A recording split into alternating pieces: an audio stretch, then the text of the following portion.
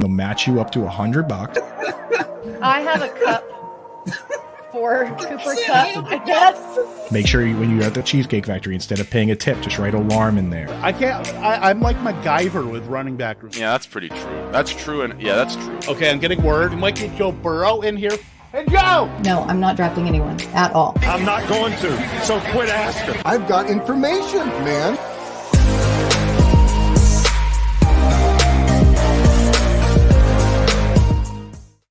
Ladies and gentlemen, it is lightning round, of course, powered by Fantasy Alarm. I am Kevin Tompkins. Andrew Cooper is here. Britt Flinn is here, just Somewhere. not physically in here. But Jakob Sanderson, we are quad managing a team on the Football Guys Fantasy Championship. Jacob, my friend, it's about time we got you on here. How you doing, my friend? I'm pumped, man. I mean, we've been trying to do this podcast on the over-unders for like well over a month, and stuff kept getting in the way. And then I messaged Andrew, and I was like, look, I don't know about this over-under thing, but how about we spend a bunch of money and we draft a team? And then eventually that everybody's schedule worked. All of a sudden, you put your oh my God, can I not draft with the 1-7? Can I not draft with the 1-7? Oh yeah, you had us at spend a bunch of money. Really, that's when we were down. That's when we really it scared the COVID away. I think money in general, dude, it's good for your health. I know you guys with your free healthcare up there probably don't have to worry about that. But yeah, I get sick just as an activity. Just want to go and check in on see how the healthcare system's doing. When you need a I don't know. right? Speak for yourself. I'm just powering through. Yeah, I'm just powering through to make this happen because we cannot cancel this again with Jacob. No, we can't. We can't. Can I cancel Kevin for drawing the 112 and we could have Jamar Chase at the 1-7? Oh man. Yeah, but I'll allow it because usually I'm very notorious getting the 108 and staring down the barrel of Najee Harris and just ignoring him completely. So, For anyone watching, I before I got in here, I was first blood in, and I tossed 6 names in the queue, which I named as the 6 players that I'd be willing to draft at the 1-2 turn without causing myself bodily harm. They're all Najee Harris is not on the list. Najee Harris did not make that list.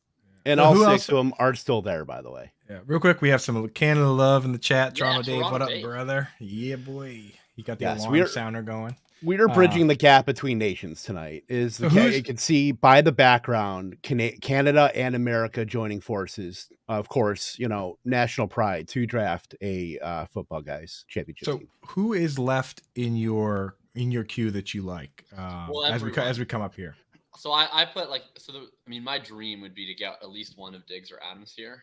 And then, I err on the Kevin side of drafting. So like a Diggs Adams start gets me feeling things.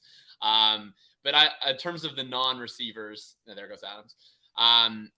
Both Barkley and Swift, I think, are the 2 running backs that I like the most. And I'm also pretty down with Andrews or with CeeDee Lamb.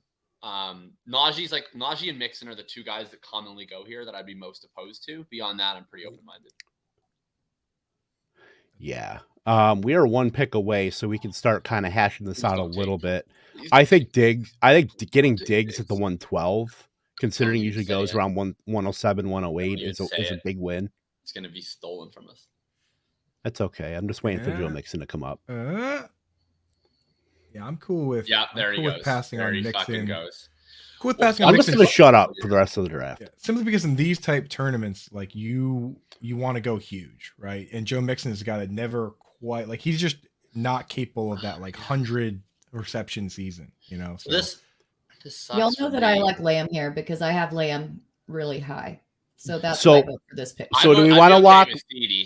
Totally. So we want to lock in Lamb and then take the time and talk about the next one then? At least I can pull the trigger on that, and then we can talk about what we want to do between Swift or Barkley, or if we want to go with Dalvin Cook, man. Yeah, Cook's Dalvin Cook. So Cook's available to us. I'd be down for Dalvin. Dalvin Cook is probably the top guy I have, and then I'm down for Devontae Adams or CeeDee Lamb, whatever you guys want. We can't take Adams. Adams is gone. Oh, you already? Oh, yeah. Then let's take. I'm down for the Lamb. only receiver I think would be Lamb. We could go. Yeah. I don't really want to go running back, but if we want to take Cook, Swift, or Cook, Barkley, I'd be okay with that. Oh, we took Lamb. Okay. Yeah, we got. Yeah, I was gonna make sure we got Lamb, and then we can talk about this one. Let's go Dalvin Cook, because I mean, the other thing you got to think about is when you see a draft start this way with this many wide receivers going in the first round, especially when it's like a football guys one, as we saw last year, you could just have those guys that are going just full Pete Overs that brain here, and we're gonna end up with. I mean, I'd be okay hurting. I'd be okay with taking like Mark Andrews here in that scenario too, but I'm fine with Cook. I mean, that's a great ADP value on Cook. Yeah, I'm good with Cook. You guys down for Cook as well? All right. Let's grab Dalvin Cook. So, I mean, I don't think I would ever draft Dalvin Cook in managed format this year. This surprises me, but the room, I take what the room gives me. I'm just a value hound out here. So, I mean, second round Dalvin Cook, man, it doesn't even sound right, Yeah, it's like cheating on the second round where we take Lamb in the first so that we can get second round Dalvin Cook. It's all right. Second round running backs were the move last season, so we took Dalvin Cook there. I mean, we're looking good. Yeah. And people are a little bit scared off, myself included, on Dalvin Cook and how his usage is going to be handled under Kevin O'Connell. So I can kind of see like why he's falling. But if he does get those, funnel targets to him, he could be PPR gold. It's just like, in my opinion, he's kind of a boomer bust, but in a high stakes situation, you've got to go for the boom. And that's what Dalvin Cook gives you. Yeah. Could be boom, could be boomer. I'm curious what you guys think. Like in a vacuum in which like we don't care about the ADP, we don't care about like uniqueness or ADP value, whatever. Do you prefer Cook over Barkley and Swift totally in a vacuum? I prefer Swift over Cook, but you could talk me on either way on that. Barkley, I have a little bit below, but I'll probably those two, and then Barkley, and then maybe Kamara a little bit below that too. But I'm more in on Swift if I'm going to draft a running back outside of the top two. Yeah, I mean, I'm taking Dalvin Cook I'm not even a big eye test guy at all, but Dalvin Cook, he's just, when you watch him, he does that thing that separates you from everyone else, where you're setting up defenders to get blocked. Like if the hole's open, he'll run in a certain way through that hole to set up guys and set up the next move. That's why he can break off so many big plays. So like for me, he's just on another level from a lot of these other guys, and I trust the offense to be good. So for me, I'm taking Dalvin Cook every time if he's there, but I'm happy taking Swift and Barkley. Like if this were my team, I would have probably Dalvin Cook and DeAndre Swift as I would go running back at that 12 spot. But this is our team, and I'm happy with CeeDee Lamb because I'm part of the team. Look at you, team player. Love to see it. For the record, if it was my team, I would probably have CeeDee Lamb and Mark Andrews. So I appreciate. I probably would have taken Pitts over Andrews. So I capitulated to the running back boys. Personally, I prefer Barkley slightly over Cook, but my firm stance on running backs will come starting in round 9. I don't draft round 2 running backs very often, so I can't be said to have opinions on them. Yeah, my big running back rounds, completely in lockstep. Round 9, after like the Ken Walker, that kind of James Cook tier. That's kind of the wheelhouse, at least for me.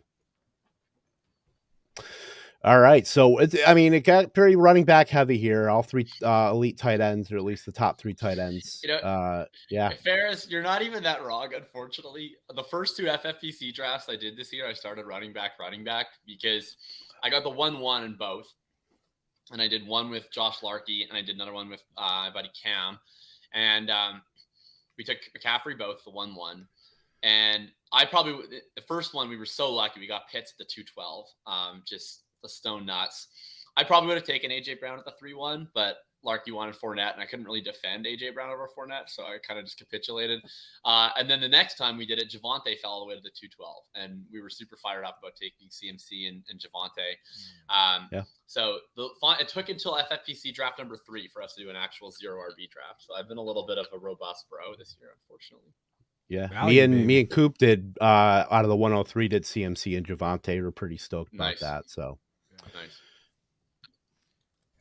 nice. That's some capitulation right there. I capitulated a Coop. I mean, I'm not even a big Javonte guy. It's just like when you have that, like you can't pass up on that type of upside there, especially with Melvin coming out, doing all these sad press conferences saying, Javonte's the guy. It's like when I saw the sadness, I was like, geez, I gotta tell him to give up Melvin. Like So Melvin Gordon doing the sad walking away music for the Incredible Hulk. Nobody knows what it's like to be the backup, to be the RB2 on his own team. No, maybe that's just a red herring, though. You never You think know. he's sandbagging us? You think he's sandbagging us, and he's going to come out as a starter? That would be. He could be. He's not going to be the starter, but I think as far as like Javonte being the guy, like 100%, I think. Maybe he's just a little upset about it. I really do think there's still going to be some kind of rotation with him mixed in there. So that would be the opposite of J.K. Dobbins, who's out here on Twitter being like, "My leg's fine," he's like, don't as he does hand drills today, and the dude's limping off. He's like Brian Colangelo, right? Find a new slant. So I took Dobbins on I don't even know if it's a 0 RB draft if you take J.K. Dobbins in round 6, but it's the closest thing that we've done so far. And man, at the time I was like, this is a fucking steal. We got Dobbins at the 609. Where do I get my check? I'm a little terrified right now. Kind of wishing we took CH. That's a lot of the single RB builds. If I push anchor, it's either with ETN or Dobbins. And then the Kings Classic auction, I took both ETN and Dobbins. So my Dobbins bags are packed, and they're a little bit scared. What do you make of ETN's FFPC ADP? Because I think it's like, I'm an ETN fan. He was my RB1 in the class before he got hurt, pre-draft and everything. I think his ADP on FFPC is absolutely egregiously high. Like, I haven't even considered him. He goes like usually in the early 3. I think it's ridiculous, to be entirely honest. Yeah, he should be off the board within probably the next 4 or 5 picks. It's a little rich for me. Like I'd be happier getting him in like the early 4th, but these rooms, I mean, you don't see a lot of wide receiver heavy rooms in FFPC, probably more so this year than ever before, but he's Raptors still just going too high. What was that? I'm sorry. I said the Raptors are testing the fence. Yeah. Yeah. All right. So we'll see what comes back to us here. This 103 team. Oh my God, 103. 103. I don't want to lust over teams that aren't ours, but that team's just reading. It's like reading the wall behind you, Kev. 104 is the anti 103 for sure. Yeah. Although I gotta say, 3-4 Leonard Fournette, good value, but it's pretty. I mean, yeah. Is Sean Siegel in this draft? Did he change his email from the one? Is he a Ravens fan now? I know he's from Kansas City, but Kevin, how many teams have you started on Underdog from the 103? Jefferson, Brown, Higgins? Because I've started a lot of them in that fashion. Oh man, I'd have to check, but I don't know, because I'm usually taking Pitts in the 3rd. I mean, anywhere in the early 3rd, I'm usually taking Pitts. So it's kind of iffy. I'm usually taking 2 wide receivers and that tight end, and then seeing what running backs are there in the 4th. But God, that's like lustful eyes. Okay. I love seeing Nick Chubb come off the board. That's for sure. Yeah, it's a good blocker there. So I'm gonna toss some guys in the queue that yeah, for sure, that are of interest to me, but feel free to not agree with any of my interests. That's an interesting spot for Tyreek Hill, I gotta say, at the 306. Well, can you let me know who you're adding? Because Kev, can you add me to this draft? Because I can't see it on my thing here. I will try to. The last I'm not one sure. I see is Sauce McReasonable. Yes. Yeah, I can't see who's in the queue either. So. Oh, okay. Well, I mean, I don't think anyone's watching. I'll just use my words. Put it in the private chat. Okay. There we go. We'll use that. Think there's spots out there? Is this guy going to go 3 tight ends? Do it. It's like the big bully. Star Wars. Do it. He'll go big bully, but he'll get scared off of Waller and take Kittle. Now I'm like, what's he going to do? What's he going to do? Is he going to do it? Tight end premium, dude. I like all 3 of those names, by the way. Just want to put that out there. Yeah. Definitely the first one. Yeah. Oh, okay. That's a dead team right there. We're looking at that team.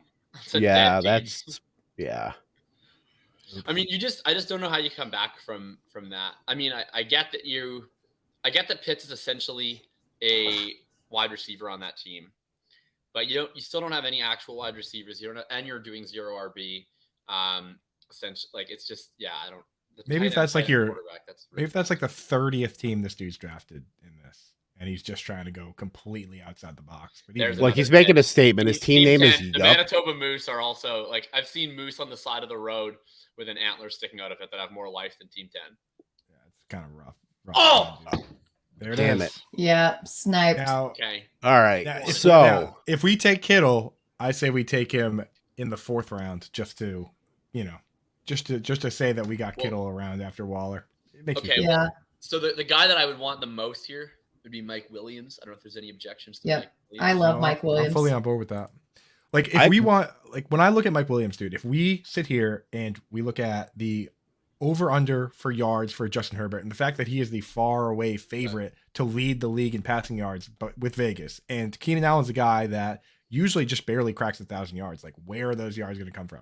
Okay. Right. Mike, for Vegas to be right, and they usually are, Mike Williams has to be nice. So let's do Mike Will made it, and then let's discuss the other pick. I think we talked about Kittle. Man, I would have really preferred Waller, but I'm okay with Kittle in the tight end premium. I like Waddle here. I'm open to ETN here.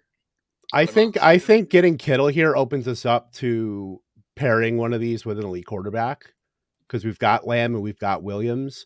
The potential Herbert, I mean, Herbert probably is not falling, but I think I like Kittle at least just boxing out the rest of the field on elite tight end, and then at least opening ourselves up in the next turn to see what is available.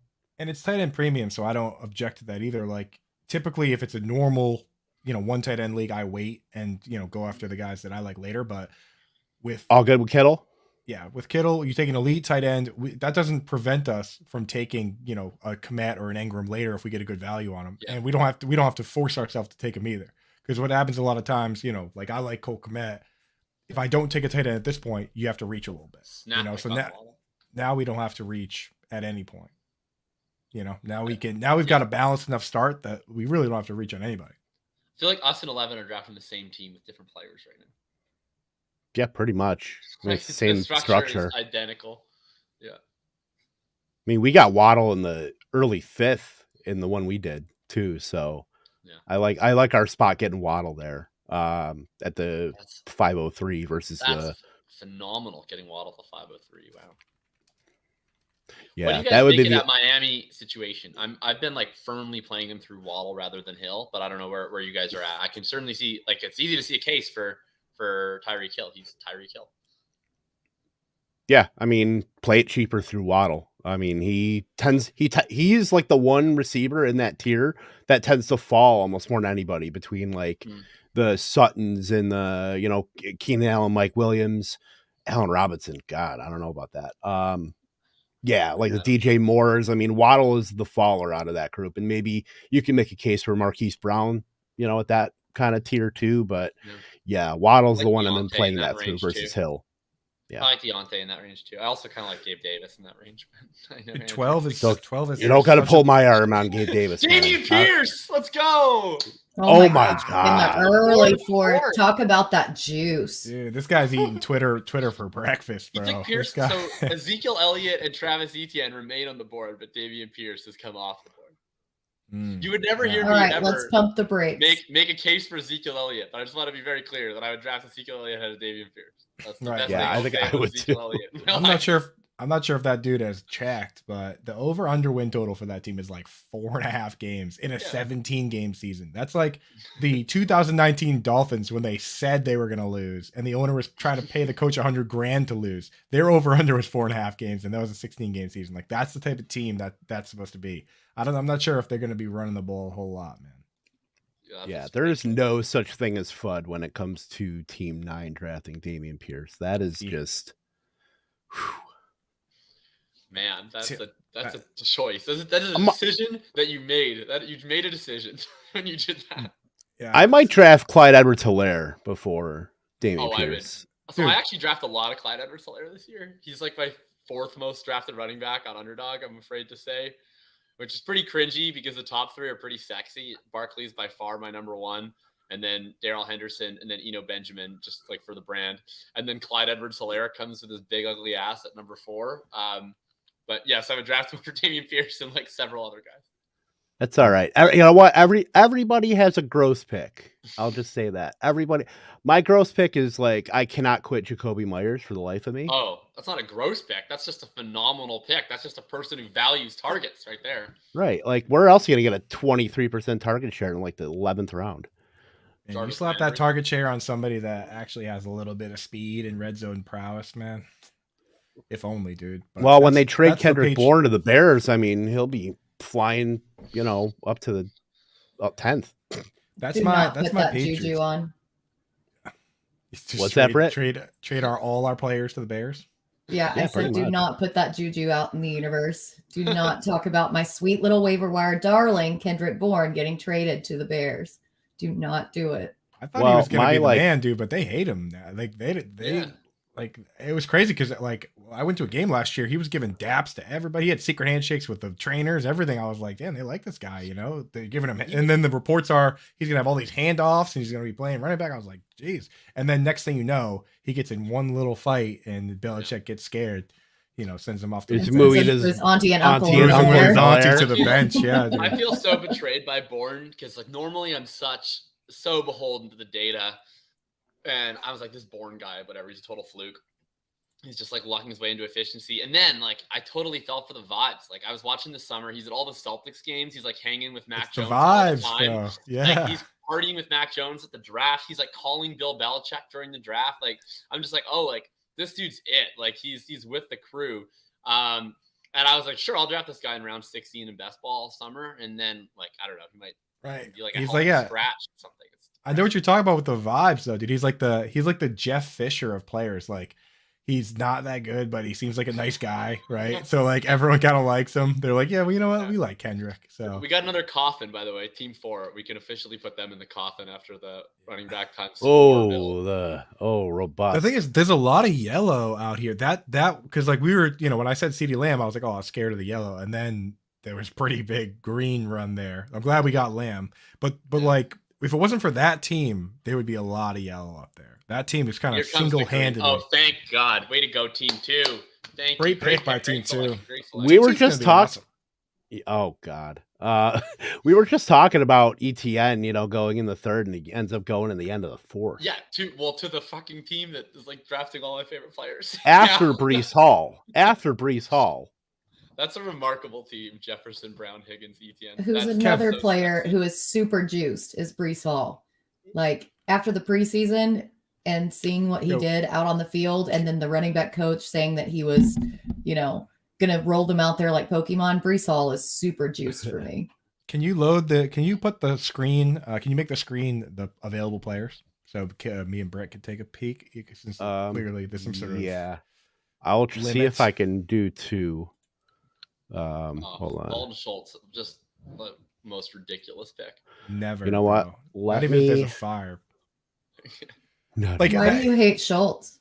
He's just the thing is with Schultz, and I know you're a Cowboys fan, Brandon. Apologize, but he's just not like the situation is what you're drafting, but the player himself, like when you start breaking it down, he's not fast. He does nothing versus man to man. He had more receptions that were considered uncovered last year by Pro Football Focus than he had versus man-to-man coverage. That's what we're talking about. Like most of his plays were an afterthought. You go and watch the highlights, and it's basically him by himself. This year I don't know if he's going to be able to be by himself that often, and I'm a little worried that when he becomes a focal point of the offense, it's not going to be as pretty as it was last year. So he's a guy that he's just, and the thing is, the targets should be there, and he should be okay, but just not super exciting. That's my I think Schultz will be fine. It's just that we shouldn't be drafting fine tight ends in round 4. Like my hatred of Schultz isn't him. It's just the ADP. Like I just think he's going to be a guy who's going to run at least 80% of the routes. That's awesome. He's probably going to have about 20% targets per route. That's solid. But I just don't think that he projects like fundamentally super differently than the Tyler Higbees and the Gerald Everett's. Even guys like Cole Kmet, Dawson Knox. etc. I think they look kind of similar. And it's just hard for me, like when you're really trying to see, like, why are we trying to draft these tight ends early in the sprint? It's like you can separate more at tight end than almost in any other position just based on that scarcity in the 3-week sprint in this type of tournament. And it's like Kittle, you can see, okay, he's going to put up a 40. Whereas Schultz, I feel like his good season is just like routinely putting up 15, 18, 15, 18, which is fine. But I don't know. I struggle with the cost. My last draft that he did, he went at the 306 ahead of Waller and Kittle. And I thought that was just really. That's the problem I'm seeing is he's going ahead of those guys. And in a 10 or 12 team league, like a normal 10 or 12 team league where you don't have a lot of bench spots and you just want a guy that you can throw in there, he's a perfect pick. You know what I mean? But in a league like this where you're trying to beat everybody, I'm just trying to go for more exciting players or wait and patch together. And I think that at this point, most of the exciting players are gone with us picking the last one. Oh, there's some excitement coming up. For tight end, 5-6 turn. Yeah, for tight end, I mean, yeah, a tight end. There's not a lot of like George Kittle's a guy that when you like Darren Waller, like you said, there's nobody that really is racking up games of like 15, 16, 17 targets the way Waller has. George Kittle, he's one of the few guys in the league that's capable of these monster touchdowns. Nobody has, like, he's the only tight end over the last 5 years that has more than one 70-yard touchdown, and he has 2 80-yard touchdowns and a 70-yard touchdown. Like, this is a guy who just gets loose and makes monster plays, and like that's not Dalton Schultz. That's not. Britt, I want the Dallas Pro Goedert. Schultz take though, because we just like talked all over you. Give me the Pro Schultz take. I think that target share alone is just going to be so crazy, and he's just going to get funneled targets. You know, Jason Witten wasn't the fastest guy. He wasn't like the best guy. He caught well. And I think that there's not going to be any other choice. And like the Cowboys have one of the easiest strength of schedules. So there's not going to be those tough defenses that they're facing. Like some of the people in the AFC West, I think as far as fantasy goes, like Schultz is going to be very productive. It might not be the sexiest pick, but as far as production goes, like you're going to get it. So. Right. And that's why I like him in a normal league. Like if this were just us against these 12 dudes, in reality, it would be us against 11 dudes, but more like 9 because team 8 is dust and team 4 is also dust. So in a league like that, I'd be fine with Dalton Schultz as my tight end. And, you know, I would just throw another high upside guy on the bench. But in a league like this, I'm trying to go for the moon. You know what I mean? Deontay Johnson at the 5'6" is an unreal pick. Yeah. Yeah, people are really hating on him because of, you know, the uncertainty at quarterback. But then, you know, you've got Brandon Cooks going ahead of him. In a lot of leagues, you've got Darnell Mooney going ahead of him when Fields is going to run. You know, I think it's kind of a little bit of an overreaction to knock Deontay down that far. Right. We are at the 112, by the way, Jay Wyke. Yeah. So we're for the audio listeners, CeeDee Lamb, Dalvin Cook, Mike Williams, and George Kittle. I'm sorry we brutally ignored you last week. I just realized when I uploaded the pod from our expert mock draft with the Fantasy Alarm Brethren. Yeah, so I apologize. We'll do our best to update for the audio listeners. AJ Dillon, that is Chris Godwin. That's tough. Oh, God. Teammate, you're already dead. What are you trying to do? He just said that. Oh, there we go. Alan Lazard. Good. There we go. That's a makeup pick right there. Yeah. I blame Kev. Once again, we have to obviously blame Kev for pulling the 12 spot for us because now we're seeing a bunch of guys get great picks, you know, through there. Like I would have liked Rashad Bateman. I would have liked a lot of those guys, you know. Yeah, obviously. Of course, Team 3 picks the guy that you want. It's not surprising. Team 3 is such a strong team. Team 9 with the Pierce Lazard 4-5 just to like trigger me. That's just solely there to try and to own the lives. David Montgomery. All right, I think we could start talking a little bit about what we want to do here. I mean, oh my God, DK Metcalf. I mean, there's a name right there that at least a couple of us like. Some of us say Adam Thielen. I swear to God, he's stud. I mean that I vote like hard for the 2 guys that are in the queue. Go back to the board any interest in a Herbert slide? Yo, can you go back to the available players? Yeah. I'm open to Herbert. I mean, Metcalf to me is like far and away. I think we can get a quarterback in the next turn and be just fine. So that's my only reasoning for not wanting to take Herbert here. And I hate Metcalf. I kind of like Cam Herbert Akers thing here. first. Let's vote on the Herbert thing first, because that's I vote no. Well, we've got 20 seconds. You guys are Yeah, on we got board 20 with- seconds. Yeah, let's take Metcalf if you guys really like him. Well, You Britt guys I aren't hate him. Metcalf. you guys okay. aren't on board with Cam Akers, dude? I'm fine with No, How about Elijah Moore? Fuck no. Why not? Why not, Sanderson? 6 seconds. I gotta Okay, do something. I like any receiver but Thielen. Pick. All right, I'm taking Moore to at least get Okay. one, and we got 60 seconds for the other pick. I mean, I like Metcalf. I'm fine with Herbert. I really don't want to take Akers. I think Metcalf is the end of the tier. If we don't take Akers, then I'm not really super interested in a lot of the running backs for a while. So this is going to be a one running back type squad, which you guys, of course, like. We already have one too many, Andrew. Yeah, go to wide receivers then. Wide receivers, yeah, it's Metcalf, and then it's big tier break for me at least. I mean, Metcalf was pretty good with Geno. I will say they put together some pretty solid games. He was very touchdown My case dependent. for Metcalf is just like look Right. at all the players on the board. Metcalf is so much better than all of them. Right. I mean, Adam Thielen's been a beast, man. You guys are Yeah. ignoring it. You really are, though, because like he had 90 Exactly. targets in 11 games, 10 touchdowns in 11 games. He was wide receiver 7 through those games, dude. And it's once again going to be highly consolidated. You guys is are this a Yeah. ignoring capitulation this pick? player. I love Thielen. You're ignoring a dude here. that Like, Can why- we go so- Herbert then? Like, please. Oh God, this like you're sucks. getting your wide made- receiver. This is the capitulation. This pick. I is say- any wide receiver, but I say Thielen. go Herbert. Stack Herbert with Oh, Mike It's Williams. too late. We did we took Thielen. Good, My let's soul go. is, like, Yeah, crushed. but like, why can't he be a top 10 wide receiver? because he's like old and not good anymore. But he was last year. No, he scored a bunch of touchdowns. He's not like he doesn't actually have the usage to back up like top 24 wide receiver usage, and he's a million years old and he's coming off injury. Highly But you've dude, got Kevin rolled O'Connell ankle. coming he's coming in off there. he's coming Like- off a rolled ankle. It's not that big a deal. He's old, he's coming off injury, and he doesn't have the usage profile that denotes like a consistent top 24 option. I think like I wouldn't even But want he's him been in a the seventh. consistent he's been a consistent top 24 option. Yeah, in the past, he's like 32. 31. His birthday turning is 32. not before the season starts. He's got the same He'll birthday turn as 32 in season, I'm pretty sure. Yeah, he will. He will. Man, But, Thielen over DK Metcalf, that is egregious, I think. Dude, it's the thing is the Seahawks going to be a terrible team. The Vikings are going to be a high. He was wide receiver 10 when they were like a bottom 10 team in passing the year before last. Last year he was wide receiver 7 through 11 games. Like, why can't like I think you guys are just you're sticking too much to this like preconceived Excel spreadsheet that you guys have going rather than looking at what's actually happened with this player. I mean, the guy is. I know you guys hate Mike Evans too, but there's something to be said for draft old players. No.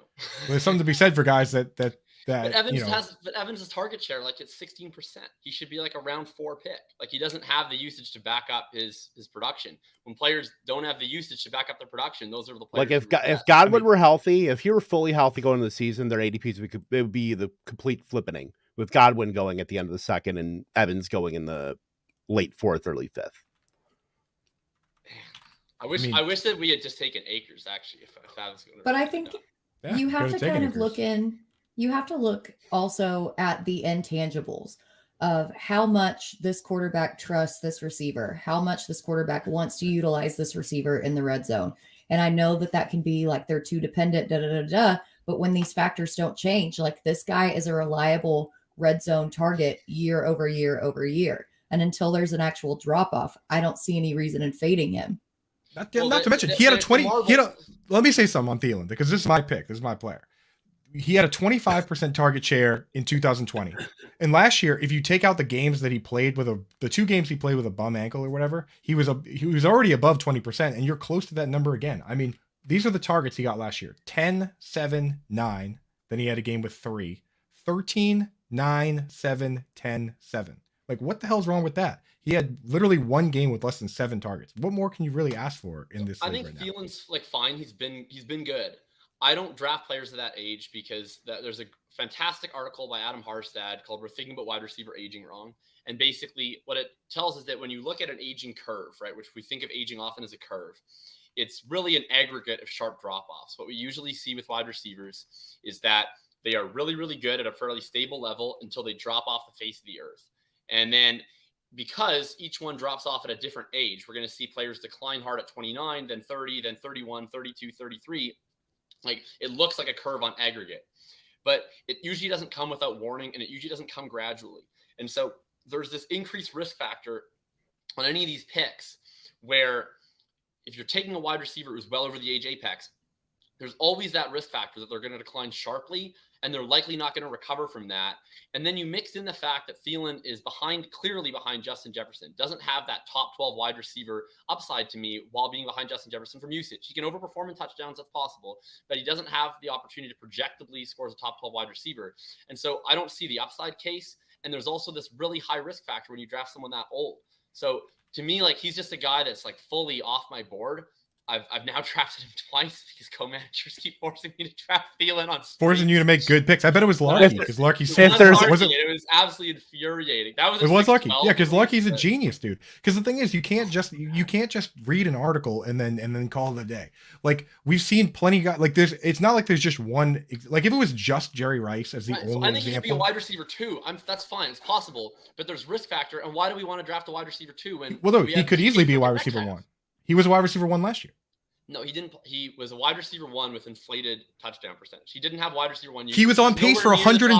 He was on pace for 140 targets. You've got Kevin O'Connell coming in here too. Yes, he was. He had 90 targets. He had go in your little thing in the bottom of your computer. Type in calculator. Right. pull that up. Right. Type in 90 divided by 11. 90 divided by 11. Then multiply that by 17. Tell me what number comes up. All I'm going to say right now is the best thing about co-managing a team with friends is that we get into different exposures we wouldn't normally draft. See, look at that. Kevin Bringas on pace for 140 targets and 37 touchdowns. And I will say, there's no chance he could be a wide receiver one. Although I will say about Expired. That'll never not. Adam Thielen last year on a that'll never not be funny. On a per game basis, Adam Thielen. Dude, take out the game. Take out the game where he played fucking 6 snaps, please, before you start doing any of that math. All right, so what are we at then in terms of games? Just do up to week 11. Up to week 11. Taking out games for old players who get injured, which seems like he rolled his ankle. He played. So week 12 is when he got hurt. He played 11 games, and then Brett, his season was done. I now have a very large headache. A Thielen size. Agreed. headache. And his name is Adam Thielen, and we took him at 6. No, I'm just kidding. All right. Great pick. So pick in the 6th round. J.K. Dobbins at 701 is something here. Wide receiver 33 for a guy that was wide receiver 10 and wide receiver 7. What a deal. You want to vomit? I'll tell you. Okay. The possession arrow is now squarely in both of you guys' corner, right? Okay. I'll take that. I'm adding some guys into the queue. What I'm most sad about is that we had 2 picks and we gave you guys Thielen, and then I didn't even get Metcalf at the end. You wanted more. No, I wanted Metcalf. More was out of your queue.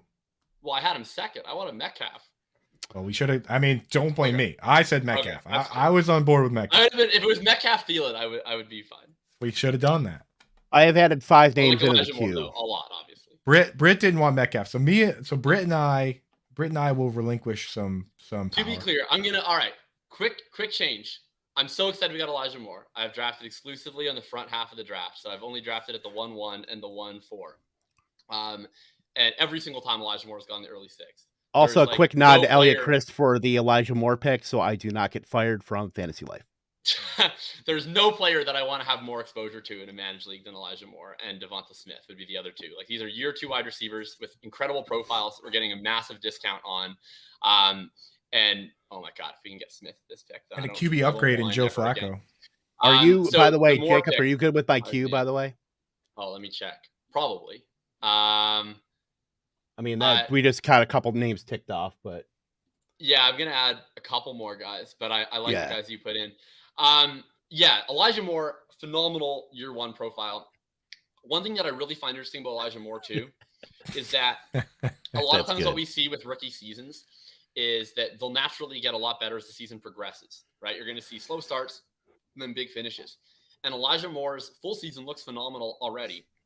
But add in the fact that basically right after he earned a full-time role is when he got hurt and he left for the season. And so I think you have potentially a season that doesn't even look as good as it could have. I think Elijah Moore should be going in this. Honestly, I think he should be going ahead of Rashad Bateman. I think he should be going right next to Amon-Ra St. Brown in that late 4, early 5. So I'm really thrilled with the Moore pick. And the Thielen pick, look, like Kevin said, It's defensible. It's always fun to get picks that you would never make yourself when you're drafting with other people. And it'll be very fun rooting for Adam Thielen on 2 separate Football Guys Championship teams this year because he'll be on 0% of my best ball teams. What if he scores like 17 touchdowns and you get rich because of Adam Thielen? That would just be you're getting the Thielen jersey. I'll be so sad because I'm so poor from all my Jefferson teams. That will be a source of local pride because Adam Thielen was about 20 minutes from me in Detroit Lakes. So they can both be awesome though. They really can. Highly consolidated targets are within their range of outcomes. We've seen it with Demarius Thomas, Emmanuel Sanders, Juju Smith-Schuster, Antonio Brown, Mike Evans, Chris Godwin. That was a joke. You pick up the playbook quick, baby. I think KJ Osborne's got to look over his shoulder. Has he ever picked up a playbook? I don't think so. No. I mean, I'm looking up. I'm looking up Adam Thielen camo I'm asking jerseys. this out of curiosity because I'm actually fine with this. This is not me bagging on the field. I'm just asking out of curiosity. Do you guys like taking a running back and a receiver on the same team, or is it like neutral, or is it good, or is it bad?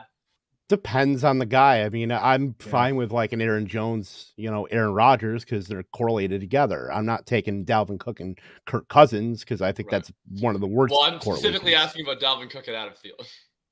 Yeah. That's kind of they kind of step on each other's toes considering how important touchdowns are to both of them. But either way, I'm looking up all right, we got 2 picks here also. Camo Adam Thielen jerseys to get for you, Sanderson, when we win the money. Yeah. I think if we were able to, I mean, I'm not gonna say it till I see the next pick up there. But I mean, I got the worst one. Would be the dream, I would say, if we were able to get the top 2 names in the queue. Oh, baby. I mean, I will instantly regret my pity party if we're able to do that. But even if the second one gets taken, the third name in the queue would be great for the memes. Although I probably wouldn't even be in that would be the Adam Thielen. Oh my gosh! Yeah, I would have, dude. I would have been on board with that, dude. I would have been on board with that this year. At the spot he's going, they are talking about. I think this is the one time that when they say that they're going to use him in the slot, they mean it. You know what I mean? Like, so I think Trey Lance is an auto pick here. Okay, by the way, that was the guy I was going to suggest not picking, but I'm okay if everybody wants to take Lance. I mean, I like Lance, so I'm not against it. I don't want to take him as QB8. I just don't want to get boxed out of an elite guy. The only thing I would think about would be Dak Prescott at the next turn. Well, but I don't know if he would get there. So I guess I'm not like content with our receivers. So I how about Devonta Smith or yeah, okay. I was gonna say Drake London. He's gone. Smith, I want one of the picks. We gotta go here. Smith is my lock. I'm open to whatever after that. That's the only guy I want to fight hard for. Is Smith. All right, so Devonta Smith, we got. Now I'm okay with the Lance pick, because I mean I love Lance. I like it structurally, but I can understand. Well, we could stack Dak with CD and Britt. Is a big Cowboys fan and she's a big Dak fan, and I'm a big Dak fan too. I'm really out on NFL Network. NFL Fantasy actually had him as the 4th highest projected quarterback this season because they are going to supposedly use him in a lot more designed runs than they have in the past. We've got 30 seconds, so let's kind of. I'm not taking Dak at this pick. It would be the next one, right? Yeah. So I mean, I prefer my pick would be Tony, but I assume everybody hates Tony. I'm also okay with Clyde. I don't either. I like Tony's. Tony. Let's do another Clyde here, but I would do Tony too. I like Tony. He's I mean, how many guys are left on the board that had a 189-yard game last year? I vote Tony. I'm okay with Lance. I'm okay with Clyde. All right, let's do Tony. Possession arrow is now in Britt's favor. Okay. Fair, Britt? Yeah, that's all good. I just posted that jersey. It's arguably the worst jersey you could buy at this given moment, I feel. Who gets a camo jersey? Who are the camo jerseys for? I mean, Sellers wore the camo jersey at the expo and everybody complimented the shit out of it. That's true, actually. Sellers is that's exactly who the jersey's for. And Sellers did rock that jersey hard. So okay, well, you gotta be from Arkansas, I feel like. I don't think I could pull one off. I'm not. It only works if you're from Arkansas. I'm not manly enough to pull it off. I think Sellers definitely crushed in that. I think if we don't get Dak on the way back, I think we're looking at 2 QBs here. Well, we already have a Cousins stack set up. Is fine. I wouldn't mind something like Cousins and Fields. Yeah, I don't mind that either. At least, But I think Dak, like, so I've seen Dak fall, like, because what usually happens in these FFPC drafts, at least recently, is so you'll see this is actually pretty early for Brady, but you'll usually see the first 6 go plus Lance by this point in time, and then usually Brady will be 8th, and then you sort of have like Russ, Burrow, and Dak kind of linger sprinkled in, and like at a certain point, 10 of the teams have a quarterback, and so then it's just kind of you and somebody else. And if someone wants to take Carr or Stafford ahead of one of those guys, then the other one can last to like round 14. Like I've seen Russ last into round 13. I've seen Dak last into round 14. Just because at a certain point, like all these players that all these teams already have quarterbacks. They're not going to necessarily take QB2s unless they're bad. So I think like the odds of us getting Dak, like even in round 12 are like round 11, 12 turn are pretty high. And if we don't get Dak, then, it might not be stacked, but we probably still get Russ or Burrow. I'd be cool with any of those 4 guys. There's Burrow, but I'd be cool with Dak, Russ, or Lance. Doesn't like any of those guys I'm fine with here. And that's the beauty of waiting. So now I like Lance a lot. I guess my thing is like, maybe this is just because I'm biased against Thielen, but I think like we don't have a wide receiver on the team that I feel incredible about because we kind of got boxed out of those top 5. Elijah Moore is a higher variance play. I still think Thielen is a higher variance play when you factor in the age, even admitting the ceiling if he's healthy and he's ready to rock. And then we add in Smith, like he's also a younger, higher variance play. So I guess I just want to sort of keep stacking receiver. We get up to 6, so I'm a little bit more comfortable. I just think if we had gone with Dak, like at that point in time, after this last turn, like almost all the other receivers, I think, are either like really floor type plays or they're rookies. And I just think with the early tight end and then Lance, with also taking a running back early, I was just getting a little scared about our wide receivers. But now I love our wide receiver core. Yeah, there's 2. You have to start 2 wide receivers, so we should at least get like 17, right? Yeah, with the flex, I know you guys consider the flexes wide receiver spots, right? Like, if my running back touches my flex spot, I actually die from radioactivity poisoning. There's two wide receiver spots, so if we don't get at least 10 within our first 12 picks, then Sanderson throws up on the stream. So if we don't get 10, we have officially crossed the Rubicon. I do catch myself sometimes when I'm on these rants where I'm like, and we made a detour for a running back, even though we've drafted the least running backs of anyone other than T3, and I'm like, we detoured for a running back. Right. Yeah. That's pretty much how I feel. It's like we got thrown off structure grabbing Alvin Cook. Well, that's the way it goes. We'll stack up a bunch of running backs later, and that's the hero RB style, man. Damn you just gotta find one. Drop a bunch of fab on the hot boy, whoever there's week 1. We're gonna draft a lot of running backs. Believe you me, we'll be drafting. Yeah, we've got to get Trey Sermon because he's going to crush in whichever new team he lands on. Yeah, my favorite is how excited you zero RBs guys get about the later running backs. Like it's like watching Oliver Twist get a little extra soup. Dude, you guys are just like it's like Christmas. I can't believe we got Darrell Henderson here. You know what I mean? I'm just like, well, it's like baby. Just like settle down. It's like guys. Christmas. Can you imagine if everybody else is Rashad White turn? Oh my goodness gracious! It's like Christmas. Everybody else opens the presents at the front of the tree, and all yours are by the trunk. And so you get like 7 or 8. Presents, and you're just loving life while everybody else is eating fat with Nick Chubb and Kevin, Derrick Henry. You have viewers here that were standing for Josh Jacobs that are picked. What is this, Kevin? You know what though? I looked at that for like a second, and then I looked at something else after that. I went right to Clyde. My eyes just went straight to Clyde Edwards-Helaire as soon as I got on the running back page. It's like Christmas, and like I ride by on a dirt bike, and I'm like, "What'd you guys get?" And you zero RB guys are like, "You're not gonna believe it. I got this finger trap." I'm like, "Oh, cool, dude." It's like enjoy your Raheem Mostert chairs, my man. I'll enjoy my spider ring and my Tootsie Rolls. Yeah, there are some running backs that are really exciting right around now. Yeah, I agree. Exciting. Clyde, dude. I would have been okay with Clyde there. I would have been too. Yeah, I like Clyde. It's a tough pick.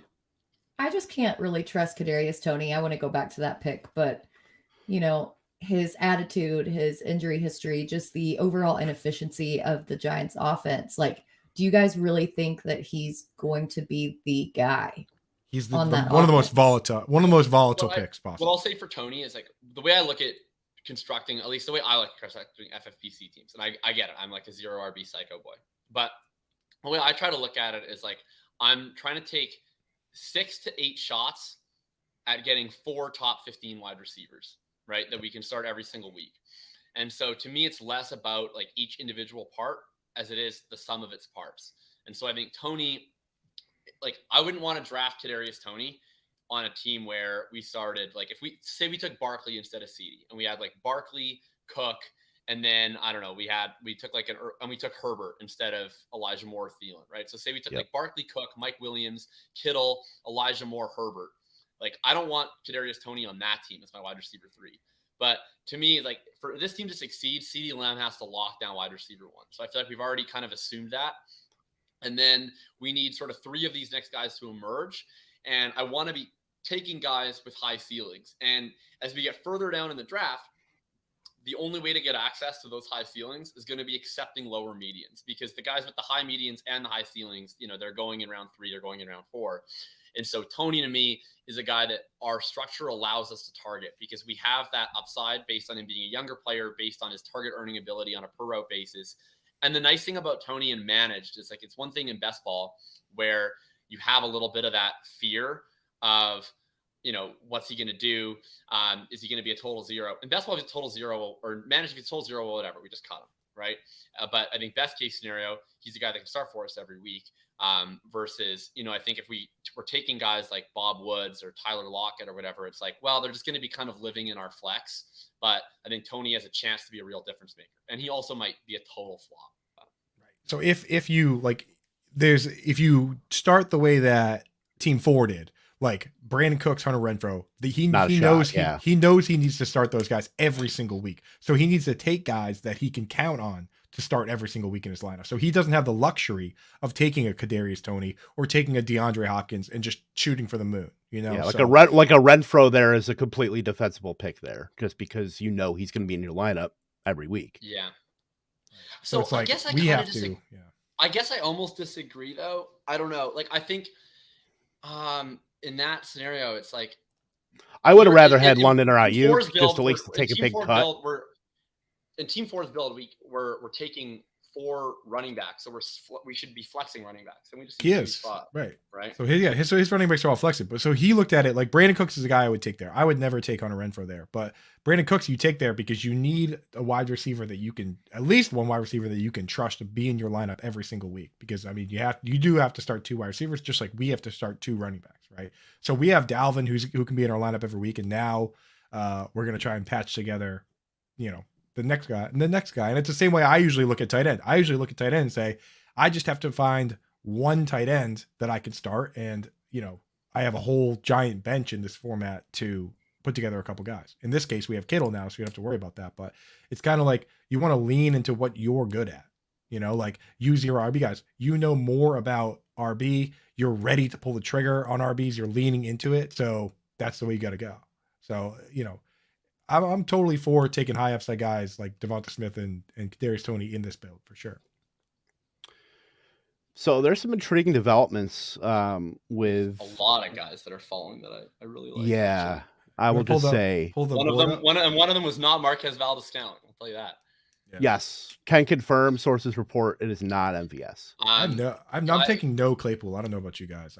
As of now, I think I actually have I took him in the 12th in my last FFPC. But you just gotta hope he's a big slot. I mean, that's pretty much what you're hoping for. Guys in my queue that I really like. So running back wise, like both of my favorite 0 RB boys, Darrell Henderson and Rachaad White are there. Melvin Gordon's also there. Michael Carter's also there. I'm trying to see if there's any other ones that are kind of interesting. None that really jump out to me, but if there's others you guys really like, wide receiver looks pretty gross. I mean, Garrett Wilson would be fine with me, but we have a lot of receivers. Oh my God, that's painful. Pacheco's flying, man. Yeah. You don't like Pacheco, huh? No, really. I don't. Not over these. All right, so let's kind of figure this out here. I don't know if we want to just cement Dak. Let's get Dak in this turn. Can we get Dak at next round, like easily? We can get him. Well, no, he's not going to come. We can get him right now. But we'll get him at the 11th. No, He I will don't not know come if back around to Yeah, the 11. he will. He absolutely will How not. many teams need QB still? One. Yeah, like I would be really shocked. he's if you don't top of get the him in board. 11th. All right. So we're gonna take a running back here. I'd be okay with Gordon here. I thought I had possession arrow. Okay, if Britt gets, She got the possession arrow. If Britt I gets think Dak, that's use fine, it, but Britt. then- I'm and down for You're Dak. using it on Dak, Brett? Yes. Let's go. And we could All stack. right. You know, we're getting a stack, a little stack, And that's action. fine. All right. Now- if we're doing Dak, can I make a pitch for Rachaad White? I like Rachaad White.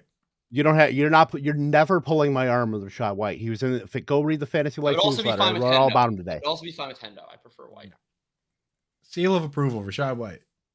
Brett?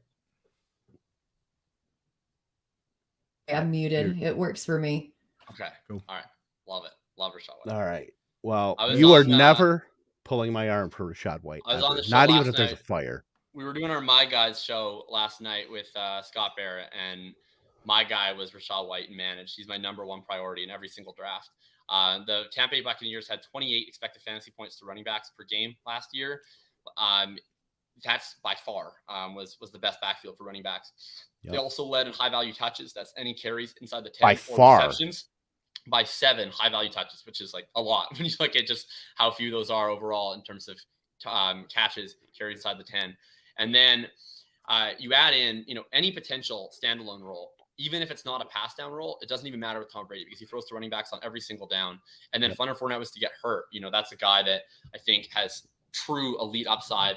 At least how I prefer to look at these hero RB type builds is that it's harder to get the elite upside guys later than it actually is to get to me like the week 1 starters. So I would rather take the high outside swing on a Rachaad White or Darrell Henderson early because I'm at least pretty comfortable starting a Naheem Hines or even frankly an Amir Abdullah like in week 1 is perfectly acceptable to me.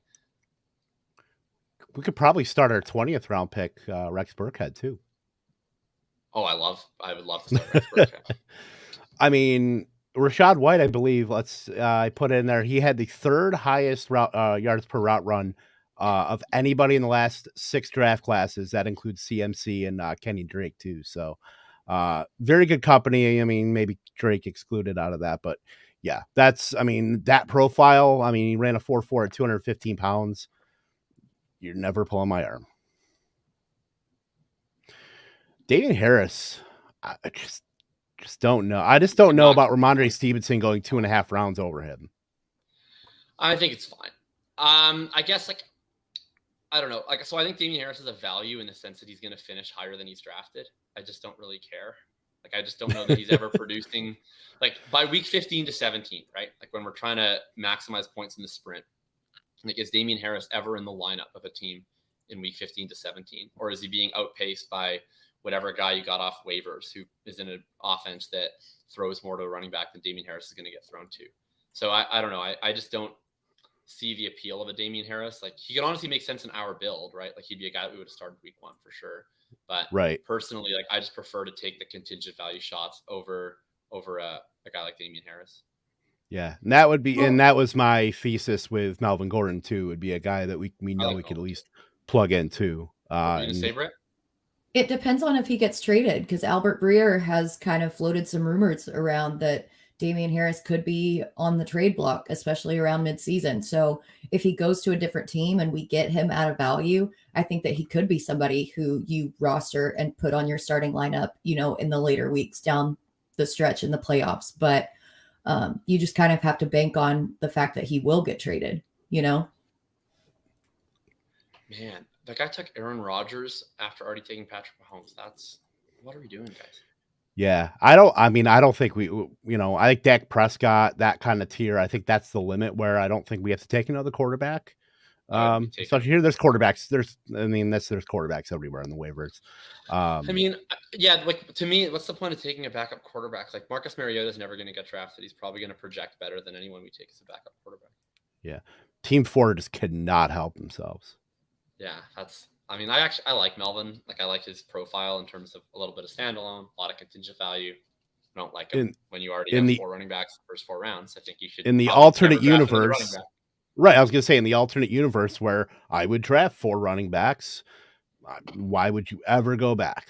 I mean, you don't need to. So, well, I'm fine with that.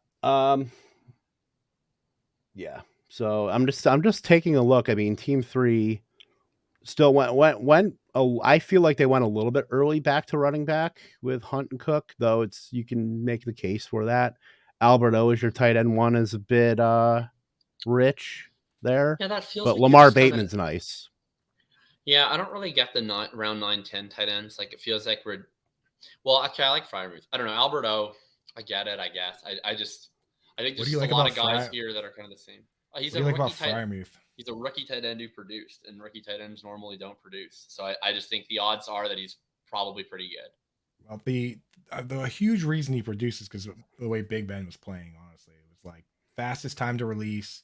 Freiermuth is running those like 5-yard A-dot routes.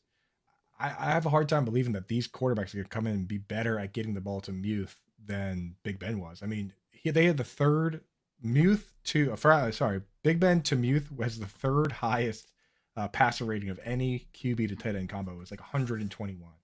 So, I mean, I think it could be a little dicey this year in terms of that, especially considering I think Deontay Johnson and Claypool and Pickens are probably better pass catchers than Muth. But maybe Muth will get a big target share. I just worry about his target share, Yeah, I think that's fair. There's the only guys that I almost exclusively draft early tight end teams. So I'm pretty overweight on all the top 5. The 2 guys that I really like in the late are Njoku and Ingram. Yeah, that's a good pairing. Both have a pretty easy path to being top targets on the team. And Njoku is probably 2 after Amari. If this were my team, I probably wouldn't draft Kittle. I probably would have had I would have had somebody like Waddle there, and then I would have probably sprung for Cole Kmet right after the TJ Hawkinson and Goddard crew went. So the turn. So you're big on Kmet. First of all, I just want to say we should do this at the end where we do like I love how you're like, if it were my team, we should all run down like what our teams would have wound up with if we were drafting solo and see who's furthest away. But well, Jacob, you can do mine too. So that could be true. What do you love about Kmet? I know you love like the chance he's going to be. I mean, he's almost locked into being their number 2 target. But what do you like about him specifically as a profile? Yeah, I mean the problems that you run into are that he struggled with one thing that young tight ends often do, and he needs to improve, and Justin Fields needs to improve. For him personally, he had a similar issue to Kyle Pitts, where they did not do well versus man-to-man. And that's huge in the red zone, where it basically becomes zero coverage. Everyone goes man-to-man, and you either beat your guy or you don't. Kmet wasn't doing that last year, and neither was Kyle Pitts. Kyle Pitts got 6 end zone targets. He only caught 1 of them. Cole Kmet had 0 touchdowns, right? But at the same time, they were throwing Jimmy Graham out there, Jesse James. Like these guys Jesper Horsted even had more like end zone targets than Cole Kmet. All those guys are gone now. So that opportunity is there. And I think he can take a step forward in that aspect. And then, of course, Justin Fields was just, obviously super inefficient. Like Darnell Mooney got 140 targets and he was barely a back end wide receiver 2. So the bet on Kmet it's interchangeable with the bet on Justin Fields. If Justin Fields isn't better at delivering the football, then Kmet getting 93 targets again, and you're going to see, what you did last year. But if you look at like Vegas, they're saying that the over under for Kmet is like 4.5 touchdowns, which isn't amazing. But if you add 4 or 5 touchdowns to what he did last year, and now we're talking about him in a totally different light. So it's mostly opportunity driven, and you're hoping that he develops as a player. That's my Kmet stance.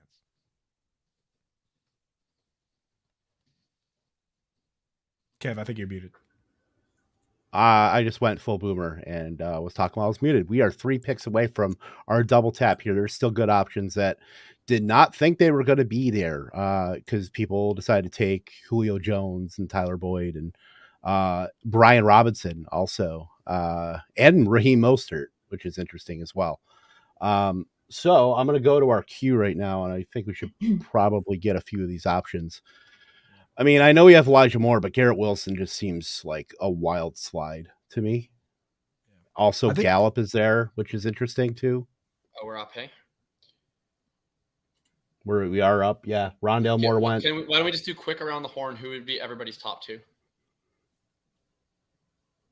I mean, I don't really know who else is out there. I just know who's in our queue. But I really like Algier and Garrett Wilson or Gallup. Either. I mean, they're basically even for me at this point. I think we should probably come out with at least a running back. Okay, my vote would be my favorite receiver here would be Gallup. My favorite running back here would be Gainwell. I like Gainwell. I like Gainwell a lot, man. And I like Gallup as well. I think we're at least consensus on Gallup here.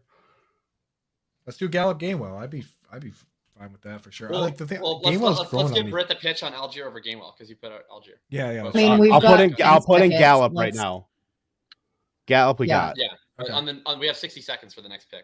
I just think Algier and the Falcons running game is going to be a lot more consolidated than the Eagles. And I mean, I don't know. I think the Eagles are going to go to a lot more pass heavy. And I like Algier as a prospect better than just a pure pass catching back. I think he's going to get goal line work. I think he's going to get third down work.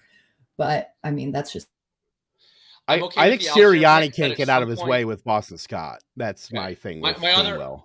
The other guys that I like would be Herbert, Jamal. I guess I'm a little more off Algier. I'm okay with it. The only thing is we will need a running back to start week 1 because we probably can't start White. We probably can't start Algier week 1.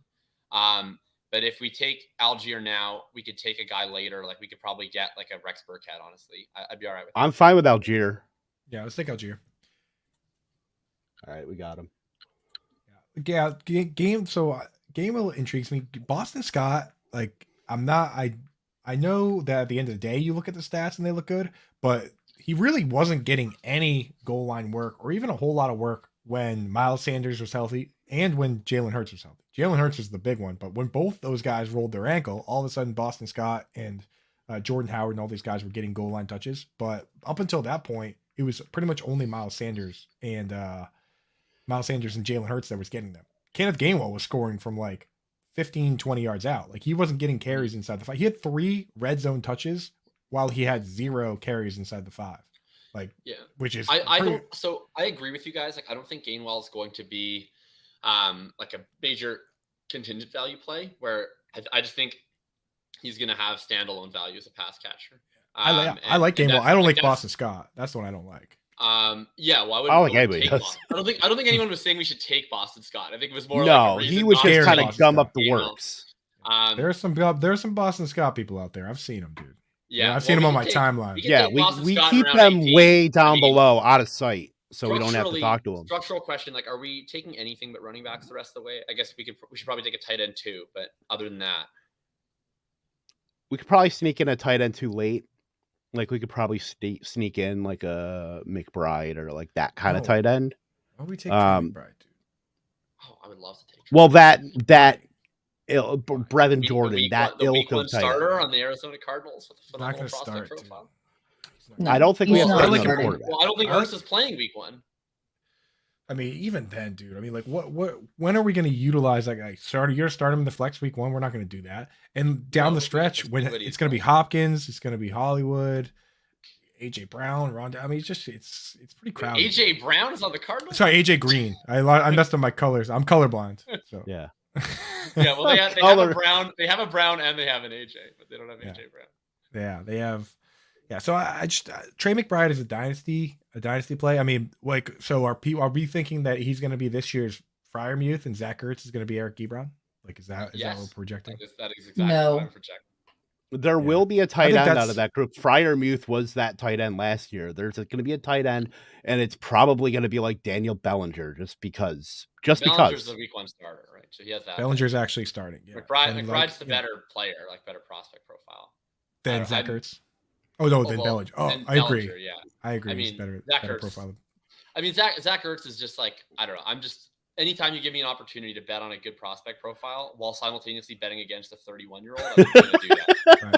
You'd be betting that the Cardinals just made a massive mistake giving him a 3-year contract with 2 years that they can't possibly get out of. It's not like a median bet, right? Like, I'm not saying I'm taking Trey McBride over Zach Ertz in drafts. Like, Zach Ertz went in the 6th round of this draft. Trey McBride is available in round 18, right? I'm just saying as a last round pick, like I'm in favor of taking good prospect profiles and just letting life find a way, right? Like maybe it's one of the bigger ranges of outcomes that maybe it's he's a dusty old man. Like I just think there's a lot of like ways in which life favors good prospects and doesn't favor 31-year-old dusty. Just like with Freiermuth, where Eric Ebron got hurt, and then Juju Smith-Schuster got hurt, and then Big Ben couldn't throw the ball more than 5 yards. But I think and a things big worked thing, out right, perfectly. is Ebron got hurt, and then he came back, and they were like, "Sorry, Fryermuth's better than you. You're not playing." Well, yeah, at that point, yeah, sure. So it's but the thing is, it's like Juju got hurt too, which allowed for those, those noodle arm targets to be available. I mean, if Juju didn't get hurt either, then he wouldn't have happened either. So that's the kind of thing we're looking at here. It's like you don't just need him to surpass Zach Ertz to have high end upside. You also need Marquise Brown or DeAndre Hopkins to significantly underperform.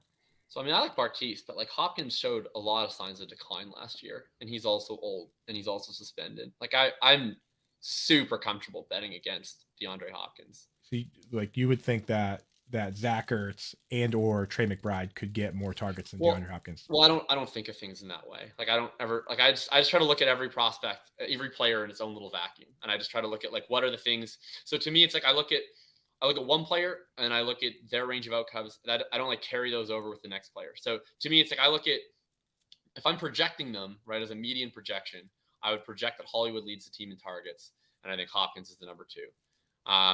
But maybe that's even a hot take. And I mean that like when they're both playing. I don't mean that season long. I could certainly see it being the other way. I think like, yes, for Ertz, there's like a world in which he out targets Hopkins. I think that's possible. I think that there's a world in which Rondale Moore out targets Hopkins and Ertz. Like I think it's pretty fungible. I just think like there's a lot of fungible pieces because Hopkins is old, showed signs of talent atrophy. Rondale Moore is a year 2 player who showed a very limited skill set as a year 1 player.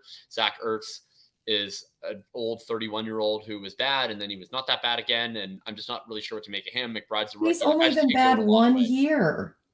But he's old. Like when players are over 30 and then they start being bad, like it usually doesn't go the other way. Like I just don't. Ertz was awesome last year though.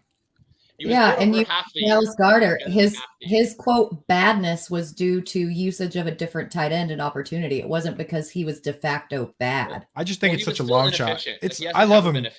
I love him in Dynasty, and if this were a keeper league or something, then sure, go ahead. But for me, it's not even a situation where like we aren't talking about like a Cole Kmet beating out Jimmy Graham and actually having a realistic shot at being the second target on the team. That's the problem for me. Especially when if there's best ball, maybe, but like we're setting a lineup here. So like we have to sit down and look at all these guys and say, okay, we have, what do we have here? How many wide receivers? 1, 2, 3, 4, 7. 5, 6, 7. That we have to say that we trust Trey McBride over. Well, I don't think we'd ever be flexing McBride. I think we're just thinking like as a tight end 2, right? Like in terms of if Kittle's hurt, Yeah. This is a round 18 discussion that if we get Evan Ingram at the end at this swing here, then we don't even need to think about it. Yeah, I'm okay with Ingram. Then we don't even need to think about it. Did he just go? No. No, Hunter Henry hasn't even gone yet. Let's see here. So for these guys, I like if we're gonna grab a second tight end. I really like. I like Ingram, Hooper, or Brevin Jordan. Or maybe Logan Thomas, but I think the Logan Thomas days are over. Like that's one where I'm willing to join you on that. One.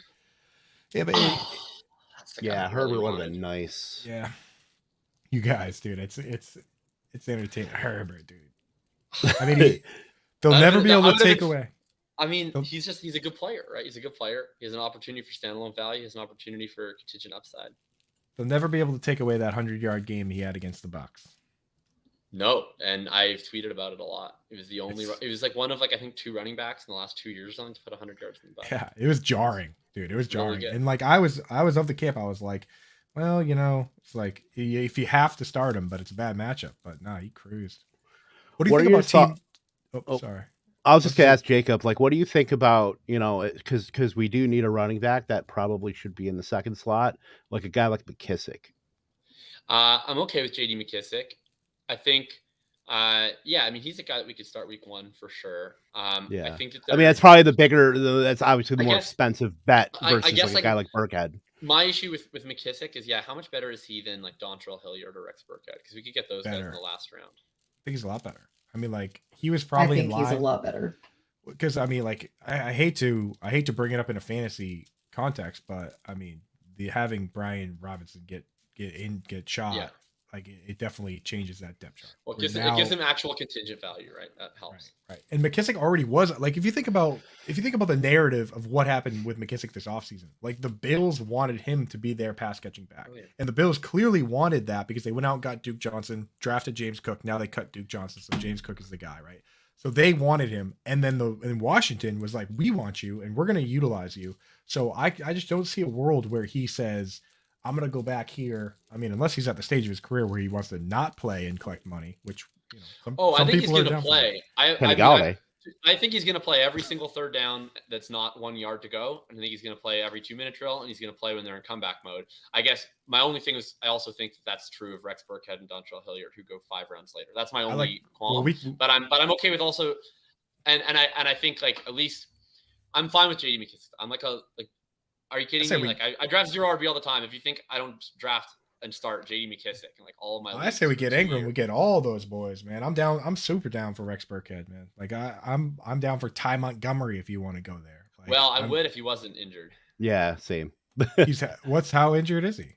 Well, you're the Boston guy. Ankle. You tell us, but I'm hearing that short-term IR might be a possibility. Okay, well let's go for Pierre Strong, then, baby. Fire it up. Let's get strong. Let's get big and strong. I don't like Pierre Strong. You don't. I like Pierre Strong as a player, but I don't know that he gets that role. I just think that role is more likely to go to Stevenson than Pierre Strong. You think that big boy Stevenson is going to be the new James White on the block? Well, I think at this point in time, so I thought it was going to be Montgomery, and then when Montgomery got hurt, and I still think it'll be Montgomery when he's healthy, but I don't know. I kind of thought it might be JJ Taylor, but then they cut him too. So then I don't know, like, between the 3 running backs that are left, Stevenson to me has the best pass catching profile. It's gonna be Pierre Strong. All right. So back to the board there real quick. The hype machine, dude. This guy that eats Twitter sandwiches for breakfast that took Damian Pierce. He just took Isaiah Likely. So this guy is. Oh, yeah. I think he might be full. But he also took Jarvis Landry. So it's like in one sense he's like taking the super trendy guys, but he's also taking Jarvis. All right, we're back up. Benjamin, the same guy who took Pollard and Lance, also took Eno right before me. He knows. Might be a sleeper agent. That guy must know that I'm right behind him. He's on. All right, man. So we're back up. Do we want to just snag Ingram and then be done at tight end? Yeah. Also, and then grab it. I think we should grab a running back here too. Yeah, I'm down Ingram and McKissick. Yeah, now that Eno's off the board, I have no opinions. I'm fine with whoever you guys want to take. Yeah. Do you like Ty Davis Price? I mean, Sermon's cut. I think in this build, we've already taken 2 rookies we can't start week 1. So I would rather take JD McKissick. The guy that we can at least play in our RB2 slot. I was going to try and make the pitch for Benjamin, but now that he's gone, there's no one else that I care enough. I would have been down for Eno. I grabbed McKissick. It's either grabbing another running back or grabbing Ingram and then just being done at tight end. And I don't think any of these running backs are like good enough versus each other. Right. And I think a guy like Abdullah might slip to the next turn as well. If we weren't gonna take Ingram, I would be like more inclined to take Christian Watson than any of these bum ass running backs, but I'm totally fine with Ingram. You take Ingram here, then I concede all points. All my chips I've been played. Andrew got Thielen and Ingram on this team. He was having the time of his life. We're in, dude. Yeah, we got. I even gave him a running back. And we got a running back. Yeah. I was, I've been appeased to here. So I'm definitely down wherever you guys want to do the rest of the way. We got CD and Dak for Britt. I mean, you guys got some players. We got double stack on the Cowboys. Loaded up, boy. So I'm going to run this down for the audio listeners here because again we have ignore. Yeah, we got Rashad White, CeeDee Lamb. Your time to shine. That's right. CeeDee Lamb, Dalvin Cook, Mike Williams in the third, George Kittle, Elijah Moore, Adam Thielen, Devonta Smith, Kadarius Toney, Dak Prescott, Rashad White, Michael Gallup, Tyler Algier, J.D. McKissick, Evan Ingram. This is out of the 112. Feels good. I like it. Feels pretty good. I think we got some getting four quality running backs. I mean, Cook, obviously the anchor there, but getting White, getting Algier, getting McKissick. McKissick gives us at least the break glass in case emergency. If we got to start him week 1, we can do that. But all we need is Rashad White to be this year's David Johnson. We'll be rich. Oh baby. Now now we're cooking with gas. Honestly, I really like this team. Get it to him. I love the structure of this team a ton. Yeah. And I think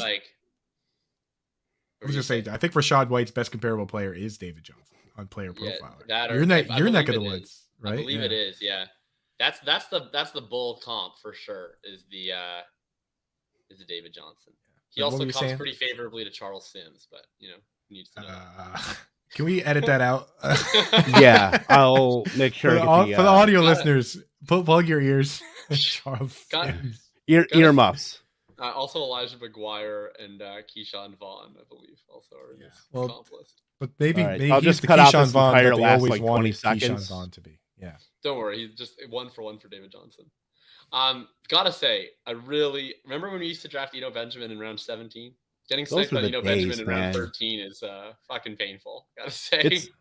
It's like we can kick back, on a lawn chair with a couple like summer shandies and talk about the 0 RB guys that we used to take in like the 17th, 18th. Like, remember 20th round Jeff Wilson? Now he's going to the 14th. The quotes, I mean, the earlier in the offseason, I feel like the Eno Benjamin quotes were even crazier than they are now. Like, they were early, a couple months ago, they were like, he could be a every down back. Like, we love Eno. Yeah. It's very rare that you see it. Yeah, it's very rare you see a 7th round pick like stick on the team for 3 years if they didn't have like either plans for him, they want to keep him around. Like, usually those guys are like the easiest to cut and stash on the practice squad, but I think there's something to that. It's an interesting draft like corollary where there's such a weird part about when news breaks versus when news like breaks the public consciousness, and it usually comes down to like who yells about it the loudest and like when there's a person who has like a big following. Because the Eno stuff came out, like Andrew was saying, Eno stuff came out like in, I don't know, I think early July, where it was after they had drafted Keontae, it was after they'd signed Darrell Williams, and all the beat reporters coming in, they're like, we think Eno is probably the most likely to be the number 2. And so then I was like, okay, sweet, I'm going to start drafting some Eno in like round 18. And then it kind of just kept going like this. And then eventually it was like one dude replied to Adam Koffler on Twitter and was like, yeah, I think he's going to be in the Chase Edmonds role. And then all of a sudden, like NBC Sports Edge was like, he's going to be in the Chase Edmonds role. And then all of a sudden the ADP went out like 4 rounds. And it's like, this isn't news. This came out a month ago. But and it's fine. I mean, it still might not happen, but where are you at on Hunter Henry? Just let him go off the board. I know that was your boy last year, Coop. Yeah, Hunter Henry is like probably the most boring option, right? Like, he's a guy, but the thing is, we know that every top 5 tight end going back to 2003 in PPR, in half PPR, there's been one exception, but very barely, has had either 90 targets or 10 plus touchdowns. And that's something that Hunter Henry technically has both paths. The 90 targets path, he'd have to be the second target on the team again. It's difficult to project. You wouldn't probably project it. I'm not going to project it. But he also had 9 touchdowns last year. To be second on the team in targets? He was second last year. I might project that. I don't know. I guess it's pretty possible. I don't think much of Devontae Parker. Other people like exactly. It's possible. But the other thing is that he was second on the team in targets, and that was 79 targets. So you also need the volume, and you need Matt Patricia and his magic pencil to start drawing up some actual pass plays. Like, it's a tough projection, but he does have both paths. Like, he could get there from the touchdowns, he could get there from the targets. He's a guy that, like, if I whiff on everyone, I'll take him and start him, and then I'll go for Evan Ingram or go for the high upside guy to stash. But yeah, he's just, not super exciting. And I just wanted to comment, obviously the 4 RB team decides to take a rip on a defense here. Yeah, that team is completely deceased. I mean, that team is so unbelievably dead. There's ways to come back from a 4 running back start, but that's not the way. It's not drafting 2 quarterbacks and a defense and Melvin Gordon, and it's you need to see a nice steady stream of yellow come all the way down. Yeah, anytime you can take 2 quarterbacks that might combine for 25 yards rushing this year, I think you got to do it. Okay, we're gonna play my favorite game. Okay, these are 2 players. Admittedly, one ran a higher route percentage than the other. Okay, so one of these ran about 85% of his team's routes. The other one ran about 71% of his team's routes. But beyond that, player 1 had a 19.6% target rate, so on targets on routes run, 23.6% target share, and 23.6 red zone target share. 19.6% target rate, 23.6% red zone target share, and 9.6 ADOT. Player 2 had a 22.8% target rate, 22.4% red zone target share, and a 9.9 ADOT. Who are these two players? But and the second guy with the slightly better stats was only at a 71% route. He was the one that ran more routes. He was on a per route basis. These guys basically have the same usage. Yeah. So I'm guessing one of them is awesome, and one of them is god awful. No, they're both really like. They're both players that Andrew Cooper likes very much. So one's Adam Thielen. Yes. And the other is that another guy that I like is what is it? Who is it? Tell me. The other one is Hunter Henry. Hunter Henry. I've been like saying the hen house. So I said this on a stream with Josh when we drafted Thielen, and I was like having an absolute conniption. And I was like, you literally just drafted Hunter Henry in the 6th round. I was like, you drafted Hunter Henry with 20% more route participation. And then he was like, that's an absolute falsehood. And then I like brought up their like per route numbers. And they're like the exact same. Well, it is kind of a pro for Hunter Henry in that like he is one of the guys that. So when I talked about Cole Kmet earlier. Hunter Henry's the opposite. Like he's actually really good at lining up out wide, man to man, and beating that dude one-on-one. And Mac Jones clearly figured that out pretty early because he was finding him. But I think teams now, the cat's out of the bag a little bit. I don't know if they're gonna be willing to throw the third corner on him, like nickel corners on him and stuff now. He's probably gonna see a little different coverage here. So, but I think what I like about Henry is the room for growth because he earns targets. He just hasn't run enough routes. Like he's been living in the 70% route range. If something was to happen to Jonnu Smith, or if they just decided to run him more routes or whatever else, like there's room for growth, right? Like if he was to get up from 70% route participation to like 80, 85% ever, then he's like a legitimate top 6 guy. Like that's like, he has that in his range of outcomes to me. Well, I have a question for Britt here, because we're now getting closer to that range, and we've done real drafts now so far. I know them because I've done drafts with Britt that are real. So Britt, what defenses do you find yourself getting? Because I feel like I don't spend enough time on this. So like, what defenses are you targeting so far in your real drafts? I like the Saints, the Cowboys, and then recently I've been looking more and more at the Eagles.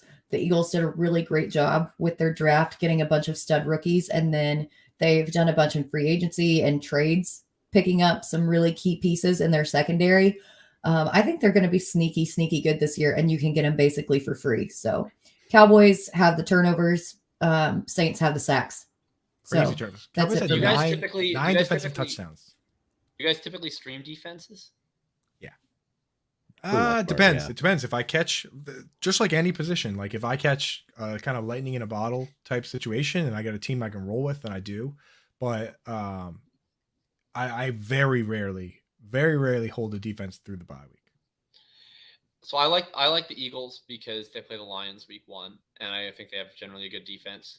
Other ones that I've been in on the 49ers because their schedule is so lovely. They have the Bears week 1. Then they get the Seahawks week 2. Then they get then the Broncos. So it's you get 2 like money matchups out of them. The Browns actually have a really great defensive schedule. They get the Panthers in week 1. Then they get the Jets in week 2. Then they get the Steelers in week 3. And then they get the Falcons in week 4. We're on the clock.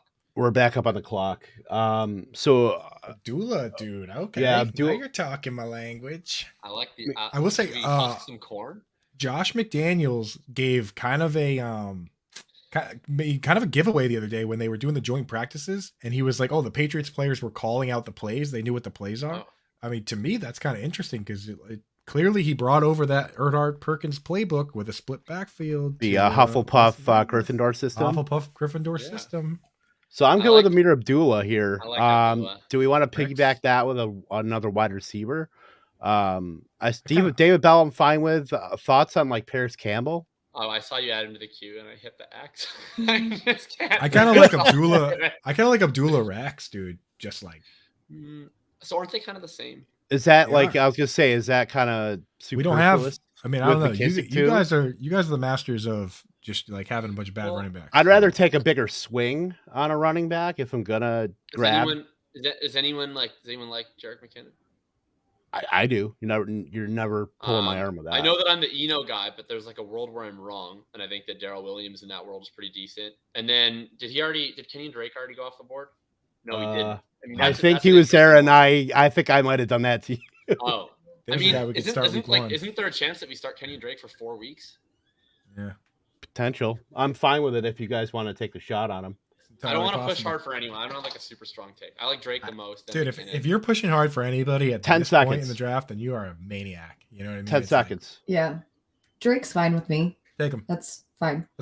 That dude, that with like Damian Pierce and all the hype players, he just threw his keyboard against the wall.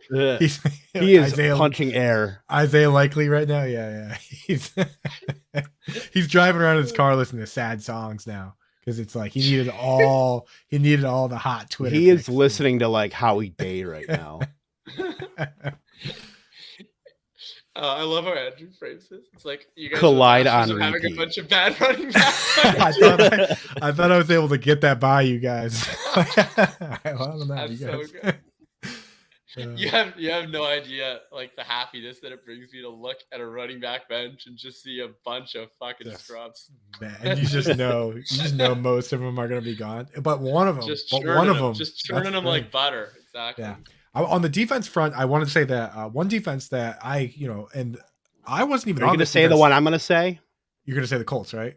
Yeah. Yeah, because I got it from you. I got it from you, Dad, and you brought to my attention like a lot of the hype going on with him, and not only that, but if they do pan out well, and this goes for another one that Britt likes with the Saints, if they do pan out, you can ride that horse until their bye week. You know what I mean? Like if they're really good, their bye week is week 14. So if they end up being a top defense, then you are just like cruise control, man. And hopefully you're in a position where, you could even be locked into a playoff in a bye week. And I've done this a bunch of times, and where like if I have the 1 seed and it's locked in, I don't even drop somebody. I just say, you know what, who cares, right? Like I need my bench spots. They're valuable to me. I'll ride. I'll do it with kicker more often than defense, but like, sometimes I'll just ride it. So, I mean, everyone knows I'm a Colts fan. I think people know that. Probably not everybody on the stream knows that. Or watching knows that. I love our defense this year. Shaq Leonard back at practice today, so that's huge. The artist formerly known as Darius Leonard. And my only concern with the Colts defense is I just feel like the only way we keep them is if we're 2-0 because they face the Chiefs in week 3. And if we're 1-1, then I feel like we're dropping them ahead of that week 3 game. Chiefs might not even be amazing. I mean, I'll say it. The Chiefs might be a team that has a better defense and a better running game, and they're like think about your Colts, right? Like 2004, it was all Peyton Manning. Like he threw like 49 touches, and then the next year the defense was a little better, the running game was a little better, and you guys, you were like 12-4 that year, and then the next year you were 14-2. Your team was even better, but you didn't have to be like, when you have a good defense and a better running game, you don't have to be stomping people in the ground with Peyton Manning. You know what I mean? You can kind of cruise. Yeah, there might not be. My laughter there was that can you imagine this guy's taken 4 Jacksonville Jaguars in a row. Shut up. Shad Khan. Oh yeah, he did. James Robinson, Trevor Lawrence, Marvin Jones, Zay Jones. He doesn't even have my favorite 2, like I like Etienne and Ingram. He didn't even take Ingram. Yeah, I know. Come on, man. To go back to the Colts, though, there might not be a team that has a better first 8 games. They get to play Jacksonville twice, Tennessee twice. They get a Houston. They get the Commanders. Like KC and Denver is like the only kind of roadblocks. But other than that, I mean, you're probably looking at top 6 finishes out of at least the first 8 weeks. I mean, you'll never have to convince me to. We're not pulling your arm here. I mean, it's like, I get to be a homer and root for our defense. Cool. Yeah. They get a lot of turnovers, man. They're good deep. That's like, I'm, as a Patriots fan, that's like the one player that I can take these days. Like the Pats, they're not even. I mean, they're not even amazing. Still not drafted Jacoby Myers. Come on. I've never been a guy that loves those slow, like Amon-Ra St. Brown, slow, low A dot. Not red zone guys. It just feels like a lot of empty targets at times, And I watch Jacoby, and I'm thankful for every time he catches a pass on 3rd and 3. My God! But in the Scott Fish Bowl, that's worth extra points. But first downs are much more valuable in real life than they are in fantasy. And just a guy that's barely cracking 90 yards in the games he does get 10 targets. I don't know, man. I just want to say that as a Packer fan, you are not appeasing me if we take Sammy Watkins or Randall Cobb. I just want to put that out there. You don't want Randall Cobb? All right, you guys want to? Hey, for the week one equity, maybe San- for Sammy Watkins, and there I'm goes sure- the Colts. By the way, I'm sure you've heard this before, Sanderson, but I'll say it on the stream and if you haven't heard it, then it's great ammo for you. But Randall Cobb, who we all agree is dust, right? He has the same exact birthday as Adam Thielen. They were born on the same day. Oh. They were both born on August 22nd, 1990. So not only are they the same age, but they were born on the very same day. I'm surprised you're not pitching us Randall Cobb, to be honest. I mean, hey, well, he's young, dude. He's a young stud, just like Thielen. I just said, Yeah. with the age, He's a same. thoroughbred. spry. He's very Same spry. Yeah, I wish it was somebody awesome though that had the same birthday that I could be like, yeah, he's got the same birthday as Keenan Allen, and then everyone would be like, oh, he's not that old, but it's Randall Cobb, so that kind of hurts a little. He has the same birthday as like Justin Blackman. He has the same birthday as Velus Jones Jr. What, with the Titanic sank? They were born on the same day. Oh God! Colts defense went. There you go. Welcome to like 55 seconds ago. I'm surprised they went before the 49ers defense, because that seems to be in most of the drafts I've done, it goes Bills, 49ers. That feels like the There was another defense I remember that looked, I thought, pretty good when I was looking through schedules. Oh, yeah. Bengals aren't bad. Denver's defense, they have the Seahawks week 1, followed by the Texans in week 2. I mean, Bengals week 1 get Trubisky and the Steelers. That's or Pickett. They haven't named a quarterback. Yeah, that's true too. Not that you wouldn't want to stream them against Kenny Pickett. Right. It's you get the Cowboys on the road in week 2 though, which is a little. Which I mean, we can't be streaming any defenses against the Cowboys on this team. We are so Cowboy happy. We're making a calculated bet here on the Dallas Cowboys. Yeah. Broncos got a good defense. Dude, Justin Simmons is awesome. I wish we had it. I don't know what we're gonna do when Devin McCourty's gone. Having an awesome safety is fun. And McCourty's not as fun as like Palomalu and like Ed Reed were, but like it helps you sleep at night to have a guy like that. You'll notice, Kevin, I added like 1 million running backs to the team. Yeah, I mean, you added about. Let's see. I see 10. I see like 5 running backs. Who's the greatest Colts safety of all time, and why is it Bob Sanders? Oh, I was gonna say it's Bob. How is the answer not Bob Sanders? He was awesome, man. It's definitely Bob Sanders. He is a missile. Like he was a missile. He is a problem. Is there any running backs as we like come closer? Is there any of the guys that are available that anyone would make like a big pitch for? Let me see the list again. Even a medium pitch for? I have a couple in mind, but definitely want to survey the room here. I mean, Hilliard, I like. Warren, I'm intrigued by. Not really super in on Pirine. Not really in on.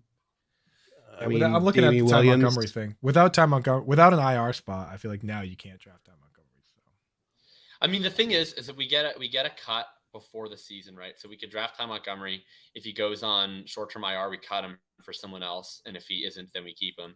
But the one guy I was going to make a pitch for is Samaje Perine, because I think he has a 3-down skill set on a good offense, and he's a backup. Yeah, that was so sick when he lost the Super Bowl. I mean, to be fair, that was Zach Taylor. Let's not absolve him. Bad running backs. We're drafting a bunch of bad running backs. That's right. Let's not absolve Zach Taylor. If you guys are more on the Chris Evans side of the Bengals backup running back debate, I'm open to that too. I prefer Pirine, but I'm totally fine with Evans. I just think that both those guys have potential 3-down builds and skill sets, and they play in a really good offense. So I think that's an interesting backup running back spot. I appreciate one of the things I appreciate about you, Jacob, and one of the reasons we have you on is that like you understand a key philosophy, something that I learned a long time ago listening to JJ Zach Reason, is that like it's a strength to understand when not only you don't know something, but no one can know, right? Like so you're willing to be like, okay, I like Samaje Perine, but I might be wrong. So I also like taking some shares of this guy. Like it's a huge strength to recognize uncertainty, because I think there's too many people out there that think like as analysts that you have to have a take and you have to have a guy and you have to like protect that at all costs. Whereas like I'm okay with saying we don't know who's going to be the top target. Yeah, we don't know who's going to be the top target on the Jaguars. So like that's why I like some of these guys, right? So it's like it's okay to lean into uncertainty in these late rounds versus people that are saying it has to be this guy, it has to be my guy, which is you're not helping anyone with that. So I do appreciate that you're willing to do that. Can I float this out here just real quick? I'm sorry. Possibly just taking our kicker defense now because I think it's very flat across the board as far as running backs, wide receivers. How many rounds we go to? I mean, is there a defense? I was actually going to suggest that because we're the last, I'm down taking a defense, but I don't care about taking a kicker here. Let's take a defense here, but I don't want to take a kicker. Defense if someone's passionate. I like Saints, Denver. Denver. I like Green Bay too. I just like Denver because of Seahawks and Houston the first 2 weeks, right? Like that seems really attractive to me. And I like New Orleans because Atlanta and Carolina. I'm fine with 10 that seconds, too. fight it out. Okay, I'm fine with New Orleans. That's fine. All right, and then or we could take a running back. I mean, I noticed a lack of. Let me make sure he's still out there. I like Donta Foreman. That's what I was going to say before you. Yeah, before you asked about the kickers and defense. I don't know if he necessarily is. I don't know either. I guess my okay, so my pitch for, I guess, one of the Bengals over one of the Panthers would just be that I don't think we know either way, whether it's P. Ryan or Evans, or if it's Foreman or if it's Hubbard.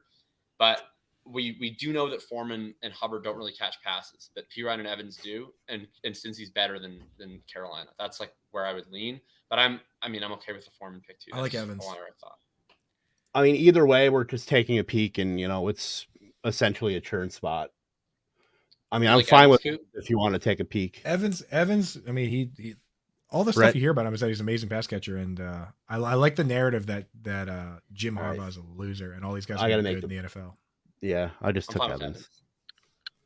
I have enough P. Ryans. That's all right. That's be good to get an Evans. They do like P. Ryan. I'm overexposed to both. In those spots in best ball, I'm over 8% on both P. Ryan and Evans. I'm over 8% on both Darrell Williams and just because I think those are really attractive spots. Like I was this way last year too with Seattle, where I took a lot of Alex Collins and I took a lot of Rashad Penny, and similar with Chargers, where I took a lot of Justin Jackson and a lot of Josh Kelly. Hey Britt, Sellers texted me and he goes, "Damn right you going heavy on Cowboys, and we're going to play in camo all year." Why couldn't he say that in the chat? I don't know why he's not in the chat. He's probably on his phone, or he's got it connected to something. Yeah. God, but yeah. Sellers is he's wearing the camo. That's why we don't see him. Her husband. He's the man, fun. Dude. Yeah, he's the man, bro. Like we went to the expo, and like I swear, dude, like everybody wants to talk to like the bigwigs or whatever, but they spent the whole like Howard Bender, Dan Williams, like our boss's boss, like Matt Deutsch of like Sirius XM. They spent all weekend talking to Sellers instead of talking to actually, like the rest of us. So that's awesome. He's just that dude. Yeah. There was one note I was going to make for the next potential running back pick. So I don't know if we get an opportunity to take a peek at the Thursday night game before the waiver run goes.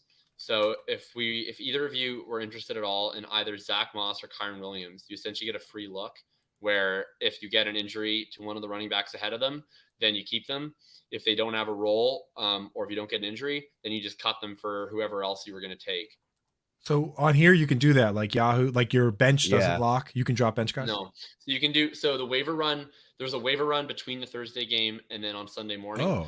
So basically what you'll get is anytime you want a free look at someone on Thursday night, if you don't start them, you can just run them. Yeah. So like say we take Zach Moss, Devin Singletary gets hurt. Then it's like, awesome, we have Zach Moss. And if Zach Moss doesn't play at all and doesn't do anything, we just cut him and then we can pick up like any other backup running back. Yeah. I ask because there's some sites like one I hate, ESPN, like they lock your bench and you can't do that. So that's why I was asking. If the bench doesn't lock, then I'm all for that, dude. I love that move. Do you guys like Zach Moss more or Kyron Williams more? Oh, Zach Moss just went. So. Yeah, I would like Kyron Williams more anyway. Loser. Who's a loser? Zach Moss. Oh, Zach Moss is a big loser. How's that for a take? Like I'm just like, Andrew, even in this round, Andrew, I'm like, have you looked at the rest of our running back group? I know, but they're amazing compared to Zach Moss, dude. I mean, come on, bro. I mean, he's no AJ Green, but I mean, shit. I love it. I love Andrew's like looking at a team with Tyler Algier, JD McKissick, Amir Abdullah, Kenyon Drake, and Chris Evans. Like, man, Zach Moss is Zach Moss. Yeah, I should just. Yeah, even that list, I'm like, yeah, forget that, dude. Like, it's still though. It's like he'd fit right in with the boys. But wait, did AJ Green's available? No, he went 2 picks after Zach Moss. But I'm just saying, Will Fuller's is he done? What's going? I think he's done. Sadly, that makes. I'm me worried. sad. I'm wondering if maybe because I know he got bought for steroids. There's the same trainer that DeAndre Hopkins works out with, Will Fuller's all over that Instagram. Oh boy. I'm just wondering if maybe teams are looking at it and they're just like, this guy's too much smoke. I have the same thought. You know, it'd be a good take a peek guy. Andrew, you're talking about me being open to being wrong. Here's an open to being wrong take. What if I'm completely stone wrong and Jamison Crowder does have a legitimate role as the starting slot receiver for the Bills? He also plays in that Thursday night game. Yeah, Isaiah McKenzie's been a little banged up lately, but I was big on Crowder. I backed way off that, but at this stage of the game, worth taking a stab. Yeah, in a 19th round, I don't think that we lose anything, and if we're wrong, we're wrong. Jamison Crowder's turn of the boomer, Jamison Crowder. Let's go. He's a young old, right? He's still 29. So is technically, old, if we want to say young old, I think Adam Thielen would qualify since he started his career. When you look at Larry Fitzgerald and Steve Smith and the guys of that ilk, Anquan Boldens of the world, he's a spry young gentleman. Here's the thing, Kevin, right? I look at this point in time, right? We're loyalists. So once that Adam Thielen pick, now the ink is dried on Adam Thielen. How dare you bring him up around Jamison Crowder? He's a fucking legend. That's our boy, dude. He's the pride of Minnesota. Is it Minnesota State University? Morehead State University? I think he went to Minnesota State. I want to say Mankato, but don't quote me. Minnesota State Mankato. That's the pride of Mankato right there. That's a wide receiver one. He didn't leave the state until he turned 27. Touchdowns. He is the touchdown. He's the touchdown who knocks. He's the touchdown he knocks. I'm clipping all these. I'm just gonna do a Thielen compilation. I'm gonna clip them all together. Of this whole podcast, of this whole hour and 45 minutes, I probably could clip together a good 12 seconds of you saying nice things about Thielen. Man, the sad thing is, I'm gonna have to draft so many more FFPC teams now, because if we look through, it's who do I have multiple of across my now 4 FFPC teams? It's like a palate cleanser. It's all of my favorite guys. It's Kyle Pitts, Rashad White, AJ Brown. You're just Tyler clicking Murray, and you're just and then it's Adam Thielen. You're spending extra money to dilute those shares and just move them down. Yeah. I can't stop drafting FFPC until I get a Trey Lance team. I thought for sure the last team we did, we would get Lance. We were going to take Lance at the 809. And then the team before us took unstacked Lance ahead of Kyler. And I wanted to lose my mind. And so we ended up taking Kyler at the 809, which is a really nice value, but I can't envision a world in which I enjoy my season if I don't have a Trey Lance high stakes. Got to do one. I have a bunch. Now I want to ask real quick. What are your thoughts on Justin Fields? Do you have any expectation? You drafting him at all? Or are you just out there?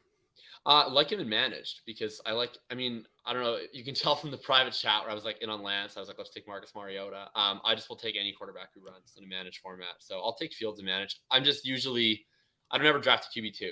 So, and I'm usually drafting my quarterback before it gets to Fields. But if we were to do that, if this were my team, once Lance went off the board, I probably wouldn't have taken Dak. I would have waited and tried to take Justin Fields, my QB1. Okay, yeah, I'm drafting a lot of Fields because of the same thing.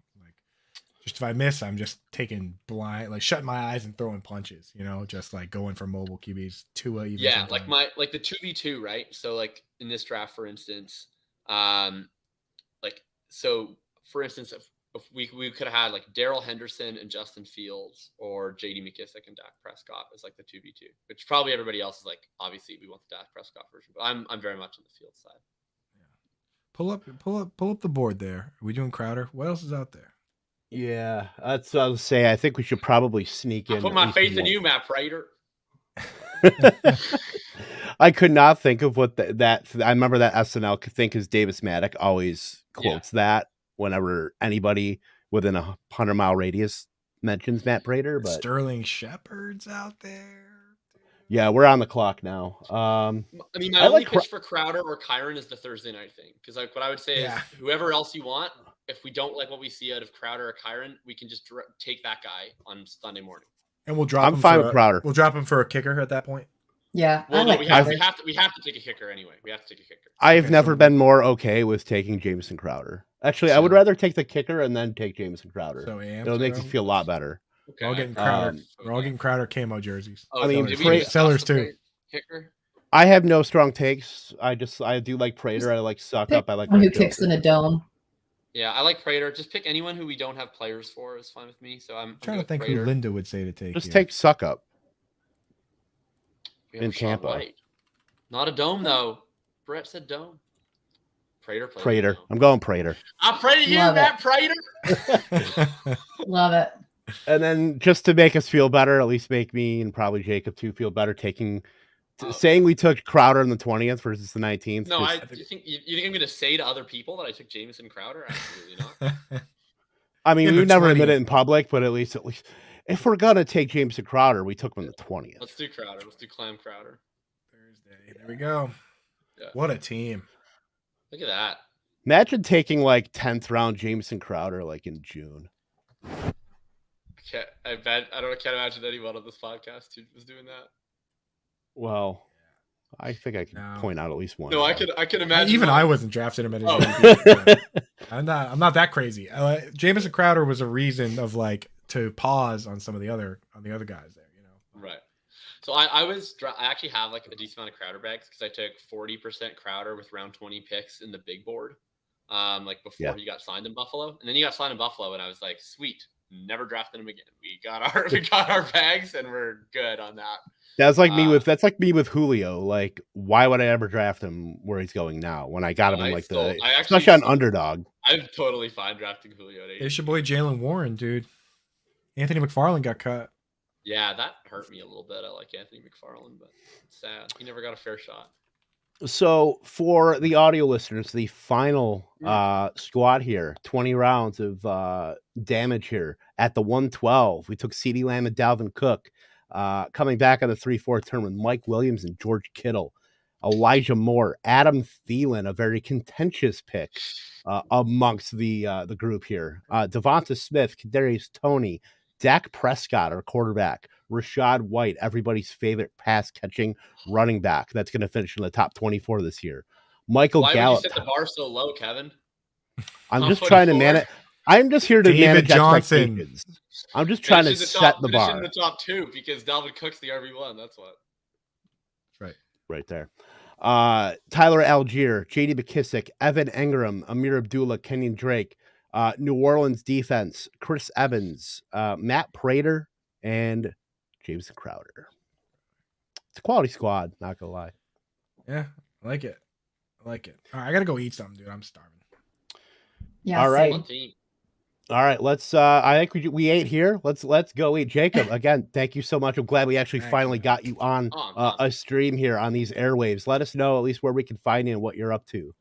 Yeah, find me on Twitter, FF_RTDB. My most recent column, which is pinned over on Player Profiler, was the final part of my best ball tournament strategy guide, but a lot of it also touches on managed tournaments. So like this, if you enjoyed watching this draft, you want to do some FFPC tournament stuff yourself, definitely some stuff in that. Specifically talked about layering in 0RB format. So like if you're doing a hero or you're doing a 0RB, trying to mix in upside swings like a Rashad White with guys like a JD McKissick. I think those were 2 exact guys that I used as examples in that article, to be honest. My next big writing thing that'll come out will be my in-season piece, which will be shockingly based around 0RB, which is I'm calling it the Hitchhiker's Guide to Running Back. So essentially I'm going to come out with my preseason piece talking about late round running backs, and then we're going to be streaming RB2s every week based on guys that come up on waivers, guys you could have drafted late. We're going to be trying to beat the RB12. I'm doing that with plenty of the guys that we're looking at on our bench right here. Otherwise, you can find me on my usual podcast places and stuff. But thanks a ton for having me on. Very fun team, very fun structure. Will be super fun to go through and keep these contentious votes going on lineup setting throughout the year. It'll be a blast for sure. Awesome, man. Yeah, make sure you guys check out those articles, especially the in-season ones, because this strategy, it 0RB, it doesn't end with the draft. It only begins, right? Yes, so if you're going to follow Jacob this far, into the fight. You got to go all the way in. Muskets Better not out, end with Amir Abdullah, Kenyon Drake, and Chris Evans. You got to put on the bayonets and get in there in the trenches week 1 in the waiver. So make sure you get in on those articles too, because that's where the real strategy is, right? Like you have to follow through with 0 RB. You can't just completely punt and just call it a day. Like you got to get in there. So thank you very much for coming on, man. And we got to do this again next year, because I think we came up with a pretty reasonable team. I want to say. Look at that. Look at the branding there. I like that. I mean, if I didn't get one of my guys, I did get Rashad White, but at least we could throw the little branding on there for the brand. So you didn't get any of your guys, Kevin? Got Rashad White, got Algier. We're good. There you go. All right. You got some guys. Yeah. Yeah, well, we you got used guys. you used to be a Thielen guy. I remember those days. There were receipts. The dude scored too many touchdowns. I mean, what else can you do? He scored too many. He's got no touchdowns left in the tank. Yeah, you used them all up. Well, we better friggin' hope so. I mean, we only took him in the goddamn 6th round. Him and Mike Evans, bro. Like, he should have saved some. Lord. You can't save him. Oh my goodness gracious. Oh my Lord. Well, Jacob, we'll bring you back, like, because we want to go over and at least do updates on how this team is doing. We can certainly talk about where we're at, mid-season with one of this our team. waiver discussions or something. Yeah. Perfect. Yeah, we can absolutely do that. So we'll talk about that. But we will get out of here. We're almost at the 2-hour mark. Go on youtube.com/lightning round. We're putting out player preview videos, about a minute and a half long on every relevant player. We will be feeding them through here, as well as the Fantasy Alarm YouTube channel as well, by myself, Britt, Coop, and Gary Haddow. So that's a lot of fun. Go check them out. For Jakob Sanderson, for Andrew Cooper, for Britt Flinn, I'm Kevin Tompkins. Coop, you know what time it is. Toodles.